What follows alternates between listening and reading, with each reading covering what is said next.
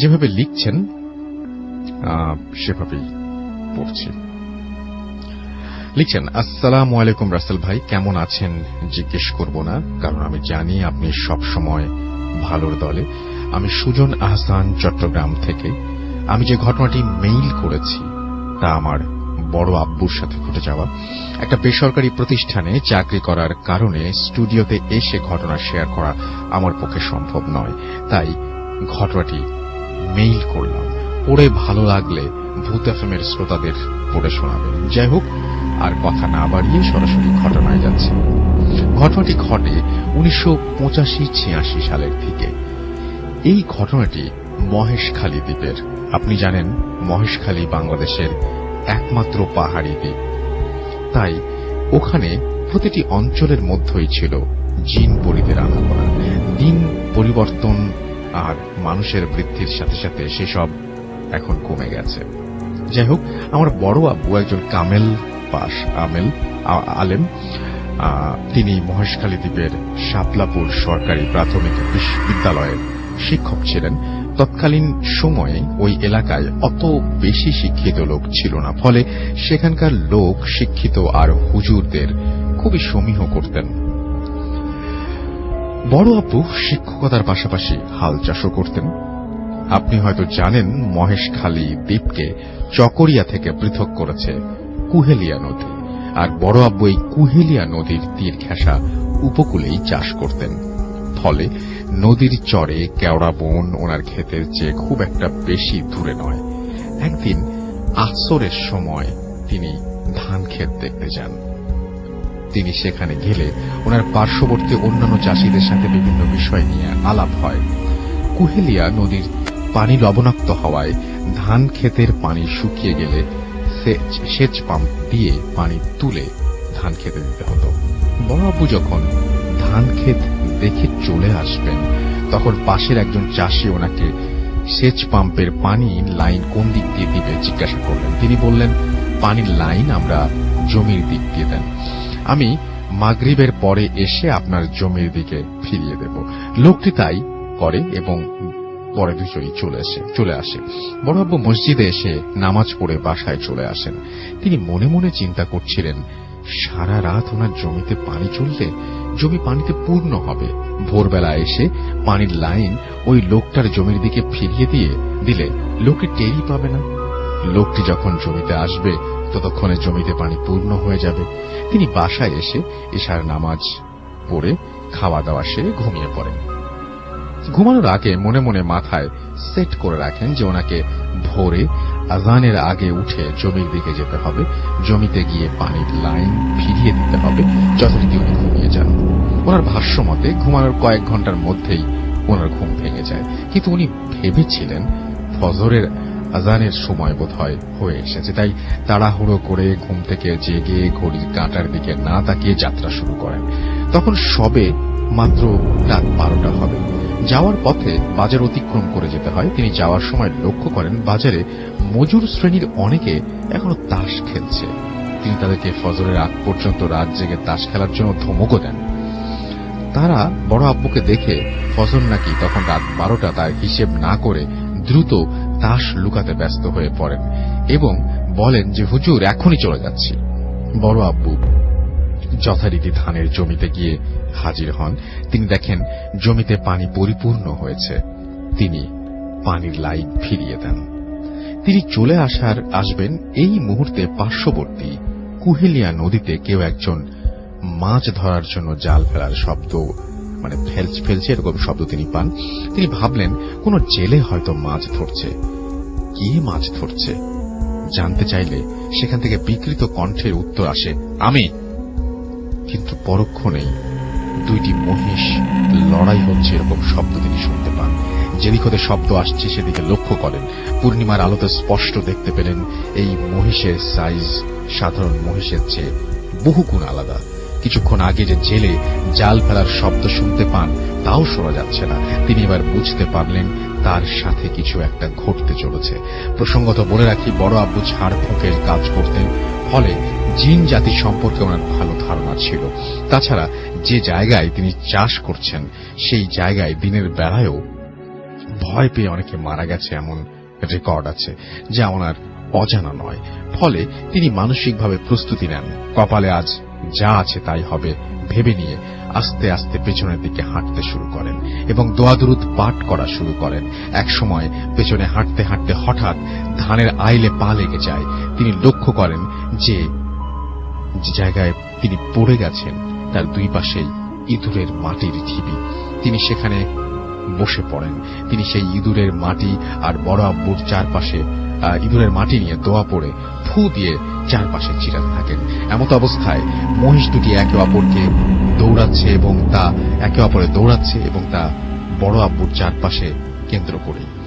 তিনি খেয়াল করেন যতটুকু দূর পর্যন্ত দোয়া পাঠের ফু দিয়ে মাটি ফেলা হয়েছে তার পাশ দিয়েই মহিষগুলো দৌড়াচ্ছে। ভয়ে বড় আব্বুর মুখ দিয়ে দোয়াও আসছে না। অনেক সময় তার জিহ্বা আটকে যাচ্ছে, আবার কোনো কোনো সময় দোয়াও ভুলে যাচ্ছেন। ভুল শুদ্ধ যাই হোক না কেন তিনি সমানে দোয়া পাঠ করছেন আর ফু দিয়ে চারপাশে ছিটাচ্ছেন। এরপর কিছুক্ষণ চলার পর মহিষ দুটি একে অপরকে দৌড়িয়ে দিগন্ত শূন্য হয়ে যায়, অর্থাৎ একে অপরকে তাড়া করে হবে, তাড়া করে দিগন্ত শূন্য হয়ে যায়। অতঃপর বড় আব্বু বাসায় ফেরার জন্য উঠতে চেয়েও উঠতে পারলেন না। ওনার পা অবশ হয়ে গেছে, তাই তিনি যেখানে বসেছিলেন সেখানেই বসে রইলেন আর মনে মনে আল্লাহর নাম জপতে লাগলেন। একটু পরে মাছ ধরার শব্দ শুনতে পেলেন।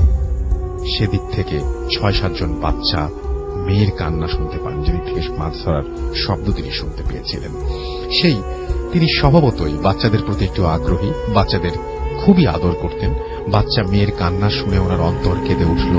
ওনার পা অবশ থাকার কারণে আর কিছু একটা ঘটে যাওয়া ঘটনার কারণে ওইদিকে যাওয়ার সাহস তিনি করতে পারলেন না। এটা কি আসলেই বাচ্চার কান্না নাকি সেই মহিষ জোড়া বুঝতে পারছেন না। এত কিছু চিন্তার মাঝেও তিনি কিন্তু দোয়া পাঠ বন্ধ করেননি। কিছুক্ষণ পর পর দোয়া পড়ে ইঁদুরের মাটি ছিটাচ্ছেন। একটু পরে কান্না থেমে যায়। তিনি এবার ভাবছেন, কান্না থামল কেন? এটা কোনো মায়াজাল নয় তো? এবারে তিনি যা শুনলেন সেটার জন্য তিনি মোটেও প্রস্তুত ছিলেন না। গত বছর ১.৫ আগে পুকুরে ডুবে যাওয়া প্রথম কন্যা জাকারিয়ার আব্বু আব্বু ডাক, জাকিয়ার আব্বু আব্বু ডাক। তিনি এবার নিশ্চিত হলেন একটু আগে কান্না করা বাচ্চা মেয়ের কণ্ঠস্বর ওই মহিষ জোড়া ছাড়া আর কিছুই নয়। তিনি ভেবেছিলেন মহিষ জোড়া হয়তো চলে গেছে, তাই তিনি বাসায় ফেরার চেষ্টাও করছিলেন। এবারে তিনি আরো আশাহত হলেন এবং সাহস হারালেন। তিনি ভাবলেন মৃত্যু তাহলে খুব নিকটে চলে এসেছে। তিনি দোয়া পাঠ আর ইঁদুরের মাটি ছিটানো চালিয়ে যেতে লাগলেন। এভাবে কতক্ষণ সময় গিয়েছে তিনি বলতে পারবেন না। দূরের মসজিদ থেকে ফজরের আজানের সুর ভেসে এলো। সবকিছু নিস্তব্ধ হয়ে যায়, নীরব হয়ে যায়। আজানের পরে তিনি সাহস ফিরে পান এবং আস্তে আস্তে বাড়ির দিকে দোয়া পাঠরত অবস্থায় চলে আসেন। বাসায় এলে ওনার প্রচন্ড জ্বর আসে। পরে ওনার চেয়েও দক্ষ একজন আলেমকে দিয়ে ওনাকে ঝাড়ফুঁক করানো হয়, কিছু তদবির দেওয়া হয়। এর কিছুদিন পরে উনি সুস্থ হয়ে ওঠেন। এই ছিল ঘটনা। ভালো লাগলে শোনাবেন। আমার আরো কিছু ঘটনা আছে যা সময় করে মেইল করব। আসসালামু আলাইকুম। ওয়ালাইকুম সালাম। এবং আশা করছি যে এই ঘটনাটা আপনাদেরও ভালো লেগেছে। এখন যেটা করব সেটা হচ্ছে সরাসরি চলে যাব আমরা আমাদের প্রথম অতিথি হিসেবে আছেন আজকে আফনান ভাই, তার কাছে চলে যাব এবং তার কাছ থেকে একটা ঘটনা শুনে আসবো। আশা করছি যে এই ঘটনাটা আপনাদের অনেক বেশি ভালো লাগবে। চলুন শুরুতেই চলে যাই আফনান ভাইয়ের কাছে। আসসালামু আলাইকুম রাসেল ভাই এবং আসসালামু আলাইকুম লিসেনার্স। আশা করি সবাই ভালো আছেন। রাসেল ভাই, আজকে যেই ঘটনাটি আমি শেয়ার করব, ঘটনাটি আমার ফার্মগেট ব্রাঞ্চের একজন স্টুডেন্ট, তো নাম হলো শরীফ। তো ওর কাছ থেকে ঘটনাটি পাওয়া। ঘটনাটি ঘটেছিল ওর দাদার সাথে। ওর দাদা মানে তৎকালীন সময়ে, ঘটনাটির সময়টা ছিল 1966 সাল থেকে। ওই সময় উনি ইস্ট পাকিস্তান রেজিমেন্ট, যেটা আমরা ইস্ট বেঙ্গল রেজিমেন্ট বলি, তো ওই সময় ইস্ট পাকিস্তান রেজিমেন্টের নাম ছিল। তো ইস্ট পাকিস্তান রেজিমেন্টে উনি চাকরি করতেন। তো তখন চাকরিতে ঢুকেছেন খুব বেশি দিন হয় নাই, অল্প কিছুদিন ঢুকেছেন। তো এর মধ্যে রাসূল আমরা জানি যে 1965 সালের দিকে মানে পাকিস্তান এবং ভারতের সঙ্গে একটা যুদ্ধ হয় কাশ্মীর ইস্যুতে, এবং ওই 65 সালের যুদ্ধের প্রেক্ষাপটে কিন্তু বঙ্গবন্ধু 6 দফা দিয়েছিলেন। তার মধ্যে একটা দফা ছিল প্যারামিলিশিয়া বাহিনী গঠন, যা আমাদের আঞ্চলিক নিরাপত্তার জন্য। তো রাসেল ভাই, পাকিস্তানি বাহিনী কিন্তু আমাদের এই অঞ্চলের নিরাপত্তার কথা চিন্তা না করলেও তাদের যে বর্ডার সেই চিন্তাটা কিন্তু তারা খুব ভালো মতোই করেছিল, যার কারণে ওরা যে কাজটা করত যে পাকিস্তানের পশ্চিম পাকিস্তানের যে বর্ডারটা ওটা নিশ্চিদ্র নিরাপত্তা ব্যবস্থা জোরদার করার জন্য মানে ওদের জওয়ানদেরকে দিয়ে যতটুকু না কাজ করাতো বা যতটুকু ডিপ্লয়মেন্ট ওখানে করাতো, বাংলাদেশের ইস্ট পাকিস্তান রেজিমেন্ট থেকে জওয়ানদেরকে নিয়ে ওই দুর্গম পাহাড়ি এলাকায় তাদেরকে ডিউটি দিত। মানে ইচ্ছাকৃতভাবে তারা এই কাজটা করতো যাতে করে ওই ঝুঁকিপূর্ণ জায়গাগুলোতে যাতে বাঙালিরা ডিউটিগুলো করে।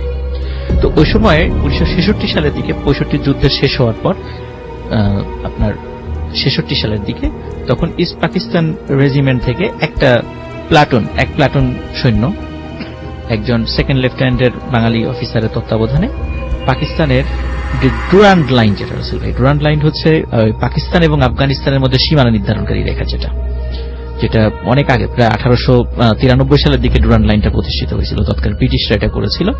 তো ওই ডুরান্ড লাইনের রাসেল ভাই একটা জায়গা আছে, সেটা হলো পেশোয়ার এবং খাইবার পাস। খাইবার পাসটা হচ্ছে আপনার হলো আফগানিস্তানের মধ্যে পড়ে এবং পেশোয়ারটা পাকিস্তানের মধ্যে। এই পেশোয়ার এবং খাইবার পাসের ঠিক মধ্যবর্তী যে ডুরান্ড লাইনের যে জায়গাটা ছিল, ওখানে খুবই দুর্গম একটা পাহাড়ি অঞ্চল ছিল। ওই জায়গাটাতে মানে পাহারা দেওয়াটা খুব কঠিন একটা কাজ ছিল। তো ওই জায়গাতে 2 প্লাটুন মানে আপনার সীমান্তরক্ষী মোতায়েন করা হয়। এর মধ্যে 1 প্লাটুন ছিল হচ্ছে পাকিস্তানি আর 1 প্লাটুন ছিল বাংলাদেশি। তো ওখানে কোম্পানি কমান্ডার একজন পাকিস্তানি মানে মেজর ছিলেন। তো ওখানে বাংলাদেশি যে অফিসারটি সেকেন্ড লেফটেন্যান্ট পদমর্যাদা যিনি গিয়েছিলেন, তো উনি বাংলাদেশি সোলজারদেরকে নিয়ে ওখানে যাওয়ার পরে দেখা যাচ্ছে যে ওখানে মোটামুটি কোনো মতো থাকার মতো 2টা মানে বিল্ডিং এর মতো আছে। ওটাকে ঠিক আসলে বিল্ডিংও বলা যায় না, মানে একদম মানে কোন একটা বিল্ডিং এর ভগ্নাবশেষ বলা চলে আর কি। এর মধ্যে অপেক্ষাকৃত যেটা খুবই মানে জরাজীর্ণ, এইটাতে বাঙালি সোলজারদেরকে দেওয়া হয় যে এটাতে তারা থাকবেন, আর যেটা অপেক্ষাকৃত ভালো সুন্দর সেটাতে পাকিস্তানি সোলজারদেরকে দেওয়া হয়। তো তারা সেখানে তারা যে ওরকম জরাজীর্ণটাই পাবেন এরকমই তারা আশা করেছিলেন যে তাদের ওখানেই তাদেরকে থাকতে দেওয়া হবে। তো আসলে ভাই ঘরটা কেমন ছিল, মানে যতটুকু বর্ণনা পেয়েছি ওখানে আসলে ওরকম মানে থাকার মতো কোনো খাট বা ওরকম বিছানা সেখানে ছিল না। সেখানে সবাইকে ফ্লোরিং করতে হতো, দুই পাশে ফ্লোরিং করতে হতো, মাঝখান দিয়ে হাঁটার পথ ছিল। আমরা যখন হসপিটালে যেরকম দেখি আর কি ওরকম জায়গাটা ছিল, দোতলা বিশিষ্ট ঘর ছিল সেটা। তো ওখানে রাসেল ভাই এমন ভাবে রোস্টারটা তারা করেছিল, মানে ডিউটি শিডিউলটা পাকিস্তানিরা করেছিল যে মানে 24 আওয়ার্সই তো সীমানা পাহারা দিতে হয়। তো সেখানে দেখা যেত যে সপ্তাহের 7 দিনের 5 দিনে রাত্রের ডিউটিটা পড়তো বাংলাদেশিদের। মাত্র 2টো দিন তারা রাত্রে ঘুমাতে পারত, আর 5 দিন মানে পাকিস্তানি সোলজাররা ঘুমানোর সুযোগ পেত। আবার দেখা যেত সকালবেলা যখন সকালের ভোরের আলো ফুটবে তখন পাকিস্তানিদের সোলজারদেরকে ডিউটি দিত ঠিক বেলা 11টা পর্যন্ত পাকিস্তানি সোলজাররা ডিউটি করত। যখন সূর্য মাথার উপরে এবং বিকাল অবধি ওই সময় বাংলাদেশি সোলজারদেরকে ডিউটি দিত, মানে প্রখর রোদের মধ্যে, পাহাড়ি অঞ্চল, দুর্গম এলাকা, প্রচন্ড পানি পিপাসা লাগে সেখানে, ওখানে ডিউটি দিত। মানে এইভাবে যখন আরামদায়ক সময়গুলোতে তাদেরকে ডিউটি দিত। এই জন্য দেখা যেত রাত্রেবেলা ঘুমানোর সময়টা তারা খুব কম পেতেন, মানে 2 দিন মাত্র রাত্রেবেলা একটু কন্টিনিউ তারা ঘুমাতে পারতেন। তো ওই রাসেল ভাই যখন ওই যে ঘুমানোর যে সুযোগটা ওনারা পান সপ্তাহে 2 দিনে, ওই সময়ই রাতের বেলায় ঘটনাটা মানে ঘটা শুরু করে। এখান থেকে আসলে ঘটনাটা শুরু। তো প্রথমে মানে যার সাথে ঘটনাটা ঘটে, তো উনি রাতের বেলা ঘুমিয়ে আছেন, হঠাৎ করে উনি ফিল করছিলেন যে খসখস খসখস শব্দ। তো অনেক সময় দেখা যায় খসখস কোনো জিনিস দিয়ে যদি ফ্লোর ঝাড়ু দেওয়া যায় যেরকম একটা শব্দ হয়, অমন শব্দ। তো উনি চিন্তা করছিলেন হয়তোবা এমনিতেই শব্দ আসছে, কিন্তু উনি ভালো করে কি মনে করে একটু শোয়া থেকে মাথা উঁচু করে দেখলেন শব্দটা কোথা থেকে আসে। আসলে একটু বলে রাখি, দুর্গম পাহাড়ি এলাকা, ওখানে কোনো ইলেকট্রিসিটি ছিল না। আর ওই সময় সেই 66 সালের কথা তো আরো ভয়াবহ অবস্থা, ইলেকট্রিসিটির কথা আজ কল্পনাই করা যায় না সেখানে। তো চাঁদের আলো ওই জানালা দিয়ে ঢুকতো, তো ওই অতটুকুতে রাতের বেলা যতটুকু দেখা যেত আর কি। তো রাতের বেলা ওই খসখস শব্দে তো উনি চাঁদের আলোতে দেখছিলেন যে ঠিক হাঁটার যে করিডোরটা, মানে দুই পাশে তো থাকার জায়গা, হাঁটার যে করিডোর, সেই করিডোর দিয়ে কিছু একটা মানে এই যে ক্রলিং করে আসছে, মানে হামাগুড়ি দিয়ে সামনের দিকে এগিয়ে আসছে। অনেক সময় আমরা দেখি যে হাতে অস্ত্র নিয়ে আর্মিরা যেভাবে মাটিতে ক্রলিং করে এগিয়ে যায়, ঠিক ওরকম করে মনে হচ্ছে কিছু একটা আসছে। আর সেটা দেখে যতটুকু মনে হচ্ছে মানে ছায়া মূর্তির মতো, মানে কালো কুচকুচে ছায়া মূর্তির মতো, কিন্তু আকারে বেশ বড়, ঠিক মানুষের মতোই কিছুটা মনে হচ্ছে আর কি। এরকম ক্রলিং করে আসছে এবং খসখস শব্দ হচ্ছে। তখন উনি প্রথম দিকে চিন্তা করছেন হয়তোবা মানে এমনিতে তো কম ঘুমানো হয়, হয়তোবা চোখে ওর নেই, হয়তোবা অন্য কিছু দেখছেন বা ভুল দেখছেন এরকম কিছু। উনি দেখলেন না, আসলেই ঠিক। তখন ওনাদের কাছে কিন্তু রাসেল ভাই কিছু কিছু ছোট ছোট টর্চের মতো কিছু দেয়া হয়েছিল, মানে বাতি দেয়া হয়েছিল। তো ওই জিনিসগুলো ব্যাটারিতে চলতো, রাতের বেলা ডিউটি করার জন্য ওনারা ওই জিনিসগুলো ব্যবহার করতেন। তখন ওনার বিছানার পাশে, বালিশের পাশেই ওই জিনিসটা ছিল। উনি ওই জিনিসটা নিয়েই সাথে সাথে আলোটা জ্বালান। আলোটা জ্বালিয়ে দেখে না ওখানে কিছু নাই, সাথে সাথে শব্দটা, খসখস শব্দটাও মিলিয়ে যায়। তখন উনি চিন্তা করেন যে যারা সঙ্গী আছে তারা তো অনেক সারাদিন অনেক কষ্ট করেছে, ঘুমাচ্ছে, এখন আর তাদেরকে ঘুম থেকে জাগাবো না, সকালে বিষয়টা বলবো। তো সকাল হয়ে যায় রাসেল ভাই, উনি আসলে ওই কথাগুলো মানে বলার মতো সুযোগও পান নাই কাউকে, মানে এতটা প্রেসারে ছিল বিভিন্ন ব্যস্ততার মধ্যে যে উনি কাউকে যে কথাগুলো বলবেন সে সুযোগটাও পায় নাই। আর উনি বিষয়টা একটু অ্যাভয়েড করে যাওয়ারও চেষ্টা করছেন, যে এর বললে পারে হয়তো সঙ্গীতের মধ্যে একটা উত্তেজনা সৃষ্টি হতে পারে, ভয় পেতে পারে, এই জন্য বলে নাই। আর তাছাড়া দেখা যাচ্ছে রাসেল ভাই এই ধরনের সশস্ত্র বাহিনীতে এই সমস্ত বিষয়গুলো কিন্তু কোনো উনি বলেনও নাই। এর মধ্যে রাসেল ভাই ওনারা খেয়াল করছিলেন যে ওনাদের যে পাকিস্তানি যারা, ওনাদের যে কলিগ যারা আছেন, যে সমস্ত জওয়ানরা ওনাদের সাথে ডিউটি করে, তারা তাদের চেহারা মলিন, মানে তারা কিছু একটা নিজেরা কানাঘুষা করে কিন্তু ওদেরকে কিছু বলে না। তো ওনারা চিন্তা করেন কি ব্যাপার, ওদের কি সমস্যা হয়েছে যে ওরা কিছু বলে না কেন, বা ওরা জিজ্ঞেসও করেন না। স্বাভাবিকভাবেই পাকিস্তানিরা বাঙালি সোলজারদেরকে কিন্তু বিভিন্নভাবে হেয় প্রতিপন্ন করতো, বিভিন্ন আজে বাজে শব্দ ব্যবহার করে হেয় প্রতিপন্ন করতো। তো যার কারণে স্বাভাবিকভাবে এত ডিটেইলে না যে আমরা গল্পটা হ্যাঁ, তারপরে আমরা দেখা যেত যে আপনার ওরা ওই বিষয়টা আর বলে নাই, কিন্তু ওনারা ফিল করছিলেন যে কিছু একটা হচ্ছে। তারপরে আপনার পরবর্তী আবার যখন ওই রাতে যেদিন ঘুমানোর ডিউটি মানে এটা আসলো আর কি, আসার দিন, ওই দিন আরেকজন যিনি বাংলাদেশি জওয়ান ছিলেন উনি ওই দিন আরেকটা বিষয় ফিল করছিলেন। তো উনি ফিল করছিলেন মানে উনি যখন পরবর্তীতে বলেছিলেন সেটা হচ্ছে যে জানালা দিয়ে আবার দরজার নিচ দিয়ে এরকম ওই ক্রলিং করে, মানে জানালা দিয়ে টিকটিকি যেভাবে হেঁটে বেড়ায় ঠিক ওরকম করে দেয়াল বেয়ে বেশ কিছু জিনিস ছায়া মূর্তির মতো হেঁটে হেঁটে ওই সারা রুমের মধ্যে হেঁটে বেড়াচ্ছে। তো এই দৃশ্য দেখে উনি আসলে চিৎকার করে ওঠেন এবং সব সঙ্গী সাথীদের ঘুম ভেঙে যায়। তো ঘুম ভেঙে যাওয়ার পর তখন তারা উঠে দেখে কিছুই নাই। তখন তাদের মানে আসলে কি ওখানে কিছু ছিল না, ওখানে দেখে যে না কিছু নাই আলো জানানোর পর। তখন মানে তখন আর কি প্রথম যিনি দেখেছিলেন উনি বলেন যে হ্যাঁ আমিও তো একদিন এরকম দেখেছিলাম, কিন্তু কাউকে তো বলি নাই, তোমরা ভয় পাবা এই চিন্তা করে কাউকে বলি নাই। তখন বলে যে আসলে এখানে কোনো সমস্যা আছে। কিন্তু ওনাদের ওই রাতের বেলা চিৎকার চেঁচামেচি, তো ওই পাশের যার বিল্ডিং এ ছিল ওনারাও চলে আসেন যে কি হয়েছে। তখন এই ধরনের বিষয়, তখন বিষয়গুলো শেয়ার হয়, তখন একে অন্যের সাথে শেয়ার করেন, হ্যাঁ আমাদের ওখানে ওই ধরনের সমস্যা হচ্ছে, আমরাও দেখছি কিন্তু তোমাদেরকে বলি নাই। তখন বিষয়টা মানে পুরো ক্যাম্পে একটা আলোচিত বিষয় হয়ে দাঁড়ায় যে এরকম ঘটনা দুই জায়গাতেই ঘটছে, এখন কি করা যায়।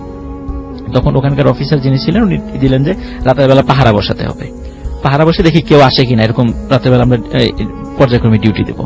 তো ওই ডিউটির দায়িত্ব রাসেল ভাই বাংলাদেশের সোলজারদেরকে দেওয়া হয় যে রাতের বেলা তোমরা ডিউটি দিবা এই ভয়ঙ্কর একটা কাজে। তখন ওনারা ডিউটিতে বসেন। তো বসার পরে রাসেল ভাই একজন বাংলাদেশি জওয়ান যিনি, তো উনি যখন ডিউটি দিচ্ছেন রাতের বেলা হঠাৎ করে দূর থেকে উনি লক্ষ্য করছিলেন যে রাসেল ভাই যে অনেক সময় আমরা দেখি যে রাতের বেলা কুকুর বা বিড়ালের চোখগুলো জলজল করে, তখন উনি দূর থেকে ফলো করছিলেন যে অনেকগুলো চোখ জলজল করছে। তো দেখে মনে হচ্ছিল যে নেকড়ের চোখ এরকম মনে করছিল উনি। তখন উনি চিন্তা করেন হয়তো পাহাড়ি নেকড়ে হতে পারে, অ্যাটাক করার জন্য রাতের বেলা আসতে পারে। এই চিন্তা করে উনি নেকড়েদেরকে তাড়ানোর জন্য উনি ফায়ার করেন। তো উনি দেখলেন যে ফায়ার করলে তো নেকড়েরা চলে যাওয়ার কথা, কিন্তু তা কিন্তু হচ্ছে না, বরং চোখ যেখানে ধরেন যে 10টা ছিল সেখানে মনে হচ্ছে এখন 20টা, কিছুক্ষণ পরে আরো বাড়ছে, কিন্তু সে এবং চোখগুলো মনে হচ্ছে আস্তে আস্তে আরো কাছে আসছে, আরো বেশি জল করছে। তখন উনি আবার ফায়ার করেন, কিন্তু ফায়ারে আসলে কোনো লাভ হয় না, মানে ওই জিনিসগুলো যায় না, বরং আরো কাছে আসছে এমন মনে হচ্ছে। তখন উনি আসলে সত্যি ভয় পেয়ে যান মারাত্মক, তখন উনি সেন্সলেস হয়ে যান ওখানে। ফায়ারের শব্দে যখন অন্যরা প্রথম দিকে মনে করেছিল যে হয়তো বা এমনি অনেক সময় সতর্কতামূলক ফায়ার করা হয়, কিন্তু যখন বারবার ফায়ার করছিলেন তখন লোকজন চলে আসে যে কি হয়েছে, বা দেখুন উনি সেন্সলেস হয়ে পড়ে আছেন, বা তাকে উদ্ধার করা হয়। তখন উনি ঘটনাগুলো বলেন রাসেল ভাই। এরপর রাতের বেলা রাসেল ভাই যখন ওনারা ডিউটিতে যেতেন, তখন অনেক বড় আকৃতির মানে পাহাড়ি কুকুরের মতো রাতের বেলা কুকুর দেখতেন ওনারা। কিন্তু লোকাল যে সমস্ত লোকজন ছিল তাদের কাছে শুনে বলে যে আমরা কিন্তু কখনোই এই ধরনের জিনিস দেখিনি। স্থানীয় যারা তাদের সাথে যখন কথা বলেছে তারা বলেছে আমরা কখনো এই ধরনের কোনো জিনিস দেখিনি। কিন্তু রাসেল ভাই এইখানে তাহলে কি এমন ঘটনা আছে যার কারণে ওরা এই বিষয়টা দেখছেন? পরবর্তী লোকালি লোকজনের কাছ থেকে জানা যায় ওখানে একটা ছোটখাটো একটা জনপদের মতো ছিল। জনপদের মধ্যে ছিল হঠাৎ কোনো একটা কারণে, কোনো একটা অসুখে, কি অসুখ কেউ বলতে পারে না, হঠাৎ করে কোনো একটা অসুখের কারণে ওই জনপদের প্রায় সবাই মারা যায়। হ্যাঁ, হাতে গোনা যে কয়েকজন জীবিত ছিল, ওনারা ওই জায়গা ছেড়ে চলে যায়। আর ওই যে বিল্ডিং গুলো রাসেল ভাই যেটা ছিল, ওনারা যেটা থাকতেন, এটা কিন্তু ওই জনপদেরই, মানে যেগুলো একটু পাকাপোক্ত বাড়ি ছিল ওইটা। কিন্তু কি যে অসুখ ছিল বা কি হয়েছিল এখনো পর্যন্ত কেউ জানে না। এরপর থেকে রাসেল ভাই ওই জায়গাতে ডিউটি দেওয়া বন্ধ করে দেওয়া হয়, ওনারা ওখান থেকে চলে আসেন। তারপরে ওইখানকার অবস্থা যে কি আর পরবর্তীতে জানা যায় নাই, কারণ ওটা তো আমরা তো স্বাভাবিকভাবে পাকিস্তানের ওই জায়গাতে কি হবে স্বাভাবিক জানার কথাও না। তো এটাই ছিল রাসেল ভাই ঘটনা।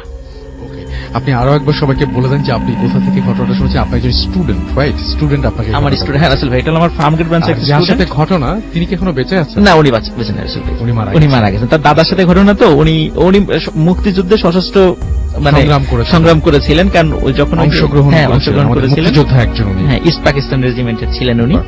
তো উনি ওই সময় ওই জায়গাটাতে গিয়েছিলেন, ওনার মানে ওই একটা এক্সপেরিয়েন্স। স্বাভাবিকভাবে আর্মির এক্সপেরিয়েন্স আসলে আমরা খুব একটা বেশি পাই না এই সমস্ত জায়গাগুলোর, কারণ ওরা এগুলো শেয়ারও করতে চায় না, শেয়ার করা উচিত না। আমি সেজন্য বললাম যে একটু সংক্ষিপ্ত করে বলতে। যাই হোক, থ্যাংক ইউ ভেরি মাচ। এবং সবচেয়ে বড় কথা যে সেই জায়গাটা যদি আপনি কল্পনা করেন এবং ওই সময়ের ওই মুহূর্তগুলো যদি কল্পনা করেন, যে কেউ মানে ভয় পাবেই, এটা কোনো মানে নাই আর কি। এবং মানে এরকম জায়গা আসলে আমরা সাধারণ মানুষরা যায়, যে থাকা তো দূরের কথা, যাওয়ারই সাহস পাবো না। দ্বিতীয় ঘটনায় চলে যায় আমাদের দ্বিতীয় অতিথির কাছে। আপনার নামটা প্লিজ একটু বলবেন, কোথা থেকে এসেছেন সেটা বলবেন, এবং তারপরে আপনার ঘটনায় যাব প্লিজ। ধন্যবাদ রাসেল ভাই, আসসালামু আলাইকুম। ওয়ালাইকুম সালাম। ধন্যবাদ লিসনারদেরকে, আসসালামু আলাইকুম। তো রাসেল ভাই, আমি রাজশাহী সোহাগ, আমি মিরপুর 1 থেকে এসেছি। তো আমি আজকে যে ঘটনাটা বলবো সেই ঘটনাটা আমার নিজের সাথে, এর আগেও আমি বলেছি রাসেল ভাই যে আমার নিজের সাথে এমন কিছু ঘটনা ঘটে যেগুলা আমি আপনাকে এর আগেও বলেছিলাম। তো সেরকমই একটা ঘটনা। আমি এই ঘটনায় যাওয়ার আগে একটা ছোট্ট একটা ব্রিজের নাম বলবো, যে ব্রিজটা হচ্ছে সালেপুর ব্রিজ।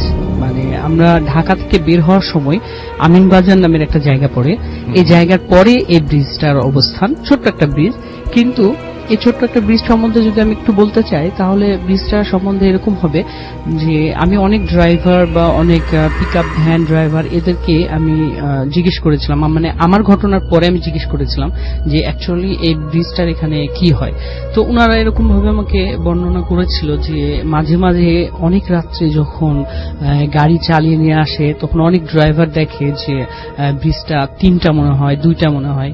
মানে এটা কি হ্যালুসিনেশন বা ভুল কিছু সেটা না, কারণ কিছুদিন আগেও অলমোস্ট আগস্টের 20 বা 22 তারিখের দিকে ওখানে একটা অ্যাক্সিডেন্ট হয়েছিল। একটা কার প্রাইভেট কার, 3 জন যাত্রী সহ ওই ব্রিজ থেকে নিচে পড়ে যায়। অলমোস্ট এখন অবধি কোনো মানুষ বা ওই কারটার কোনো হদিস পাওয়া যায় না। এখানে অনেকগুলো কোস্টার স্পিড বোর্ড নিয়ে আসছিল, নৌবাহিনী থেকে লোক নিয়ে আসছিল, বাট এখানে এতটুকু একটা জায়গার মধ্যে কিভাবে এই প্রাইভেট কারটা হারিয়ে গেল, কোথায় হারালো কেউ জানে না। আপনার সামনেই একদম এটা মানে ঘটনাটা ঘটেছে কিছুদিন আগে, মানে এই অগস্টের 20-22 তারিখের দিকে এই ঘটনাটা ঘটেছে, 2 মাস আগে, 2-1.5 মাস আগে। সো আমার ঘটনা যেটা সেটা হচ্ছে এই ব্রিজের এখানেই, এটা হচ্ছে এপ্রিল এই 2019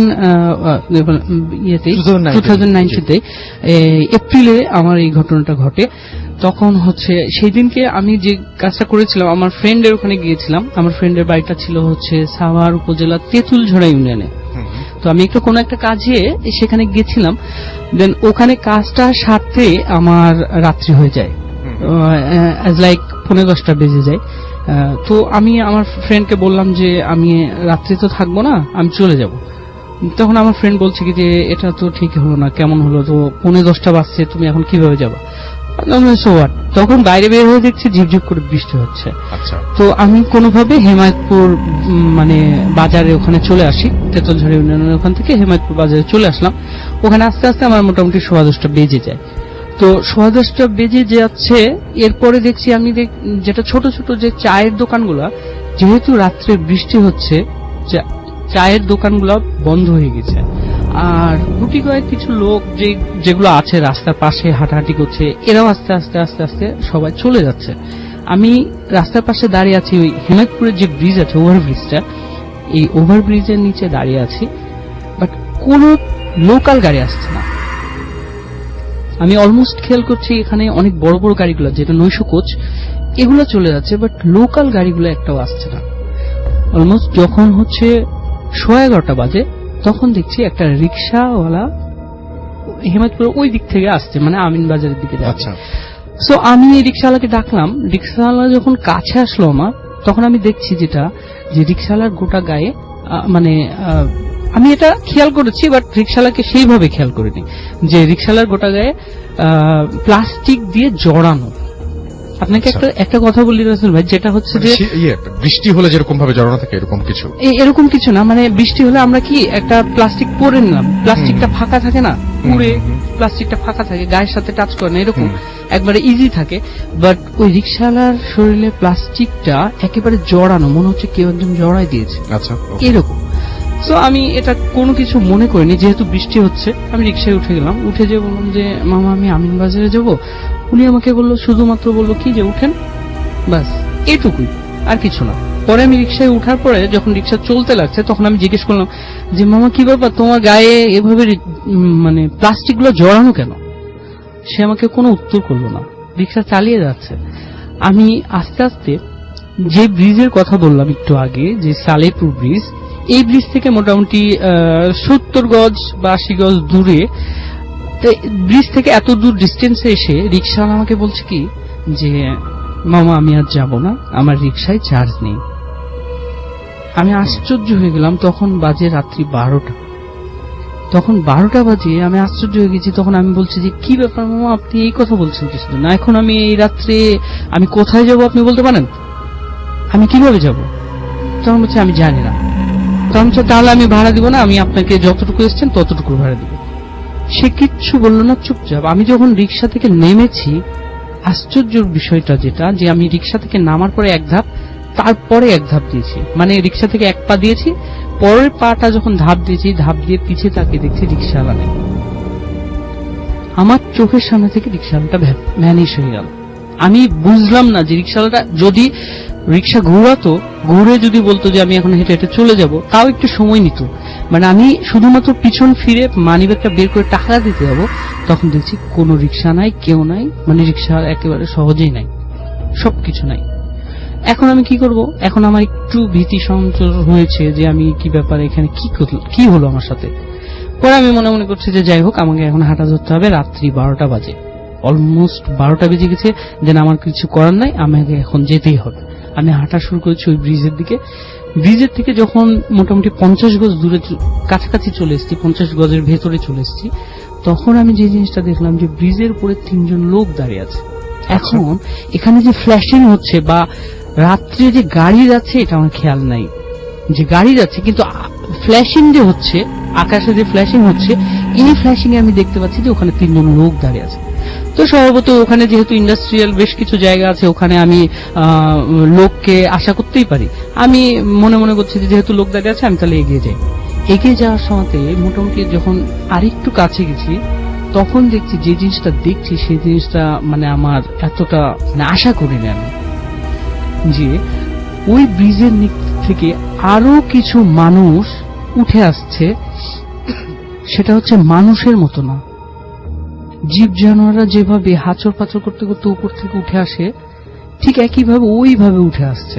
উঠে এসে 10-12 জন লোক যখন দাঁড়িয়ে গেল, তখন আমি ওই যে ফ্ল্যাশিং হচ্ছে, এই ফ্ল্যাশিং এ দেখলাম যে প্রত্যেক জনের গায়ে একইভাবে প্লাস্টিক জড়ানো, কিন্তু তাদের চেহারাটা আমি দূর থেকে বুঝতে পারছি না। এখন কিছুক্ষণ পরে দেখছি দিয়ে তারা মুভ করা শুরু করেছে আমার দিকে। যখন মুভ করা শুরু করেছে তখন আমি 2 কদম পিছিয়ে সরেছি। মানে যখন মুভ করা শুরু হয়েছে তখনই আমার মনে হয়েছে যে হ্যাঁ, আমার সাথে এবার অন্য কিছু একটা ঘটতে যাচ্ছে।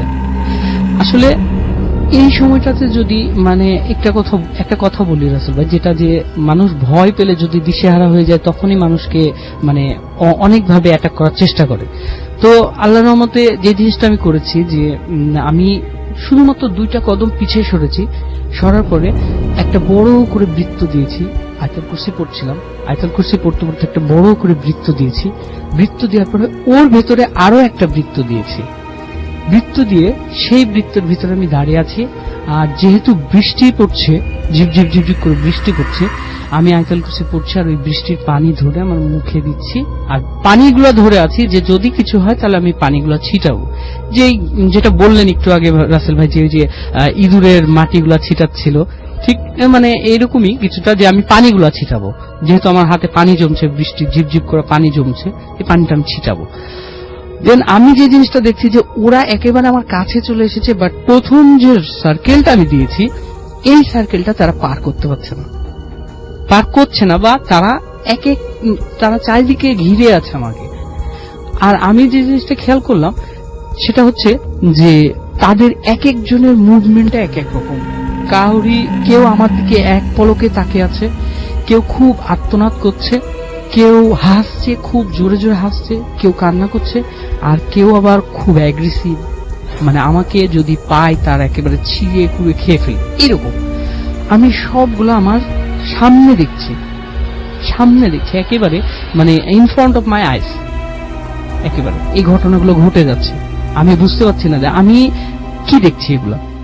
এরপরে যখন আমি মানে পানিটা নিয়ে আছি, যখন রাত্রি 2:30 বাজে বা 2:15 বাজে, তখন আমার পিছন থেকে একটা পিকআপ থেমে আমার গায়ে ওই পিকআপ ভ্যানের ড্রাইভার উনি নেমে এসে আমাকে আমার গায়ে হাত দিয়ে বলে, ভাই। প্রথমবার যখন বলে আমার কোনো সেন্স নাই, পরের বার যখন একটু জোরে করে ধাক্কা দেয় তখন আমি চমকে উঠি। একেবারে মনে হচ্ছে যে আমার ভেতরে আমার হার্টবিটটা মনে হচ্ছে বন্ধ হয়েছিল, উনি ফোর্স করার সাথে সাথে আমার হার্টবিটটা চলে এসেছে, এইরকম। আচ্ছা, দেন আমি উনাকে বলছি, উনি আমাকে জিজ্ঞেস করছে যে ভাই আপনি এত রাত্রে এখানে কি করছেন, আর আপনি বৃষ্টির মধ্যে দাঁড়িয়ে আছেন কিসের জন্য, বৃষ্টির মধ্যে কেন দাঁড়িয়ে আছেন? আমি তখন ওনাকে বললাম যে কেন ভাই, আপনি কি আমার সামনে কাউকে দেখেননি? তখন উনি আমাকে বলছে যে না। যখন তিনি আমাকে বললেন যে না, তখন ওনাকে আমি আর কিছু বলিনি। তখন আমি বলছি, উনি আমাকে জিজ্ঞেস করলো যে আপনি কোথায় যাবেন? তখন আমি মিরপুর 1 যাব। আনফরচুনেটলি ওই লোকটাও মিরপুর 1 যাবে। তখন আমাকে বলল যে আপনি আমার গাড়িতে একটু বসেন, আমি আপনাকে ড্রপ করে দিচ্ছি।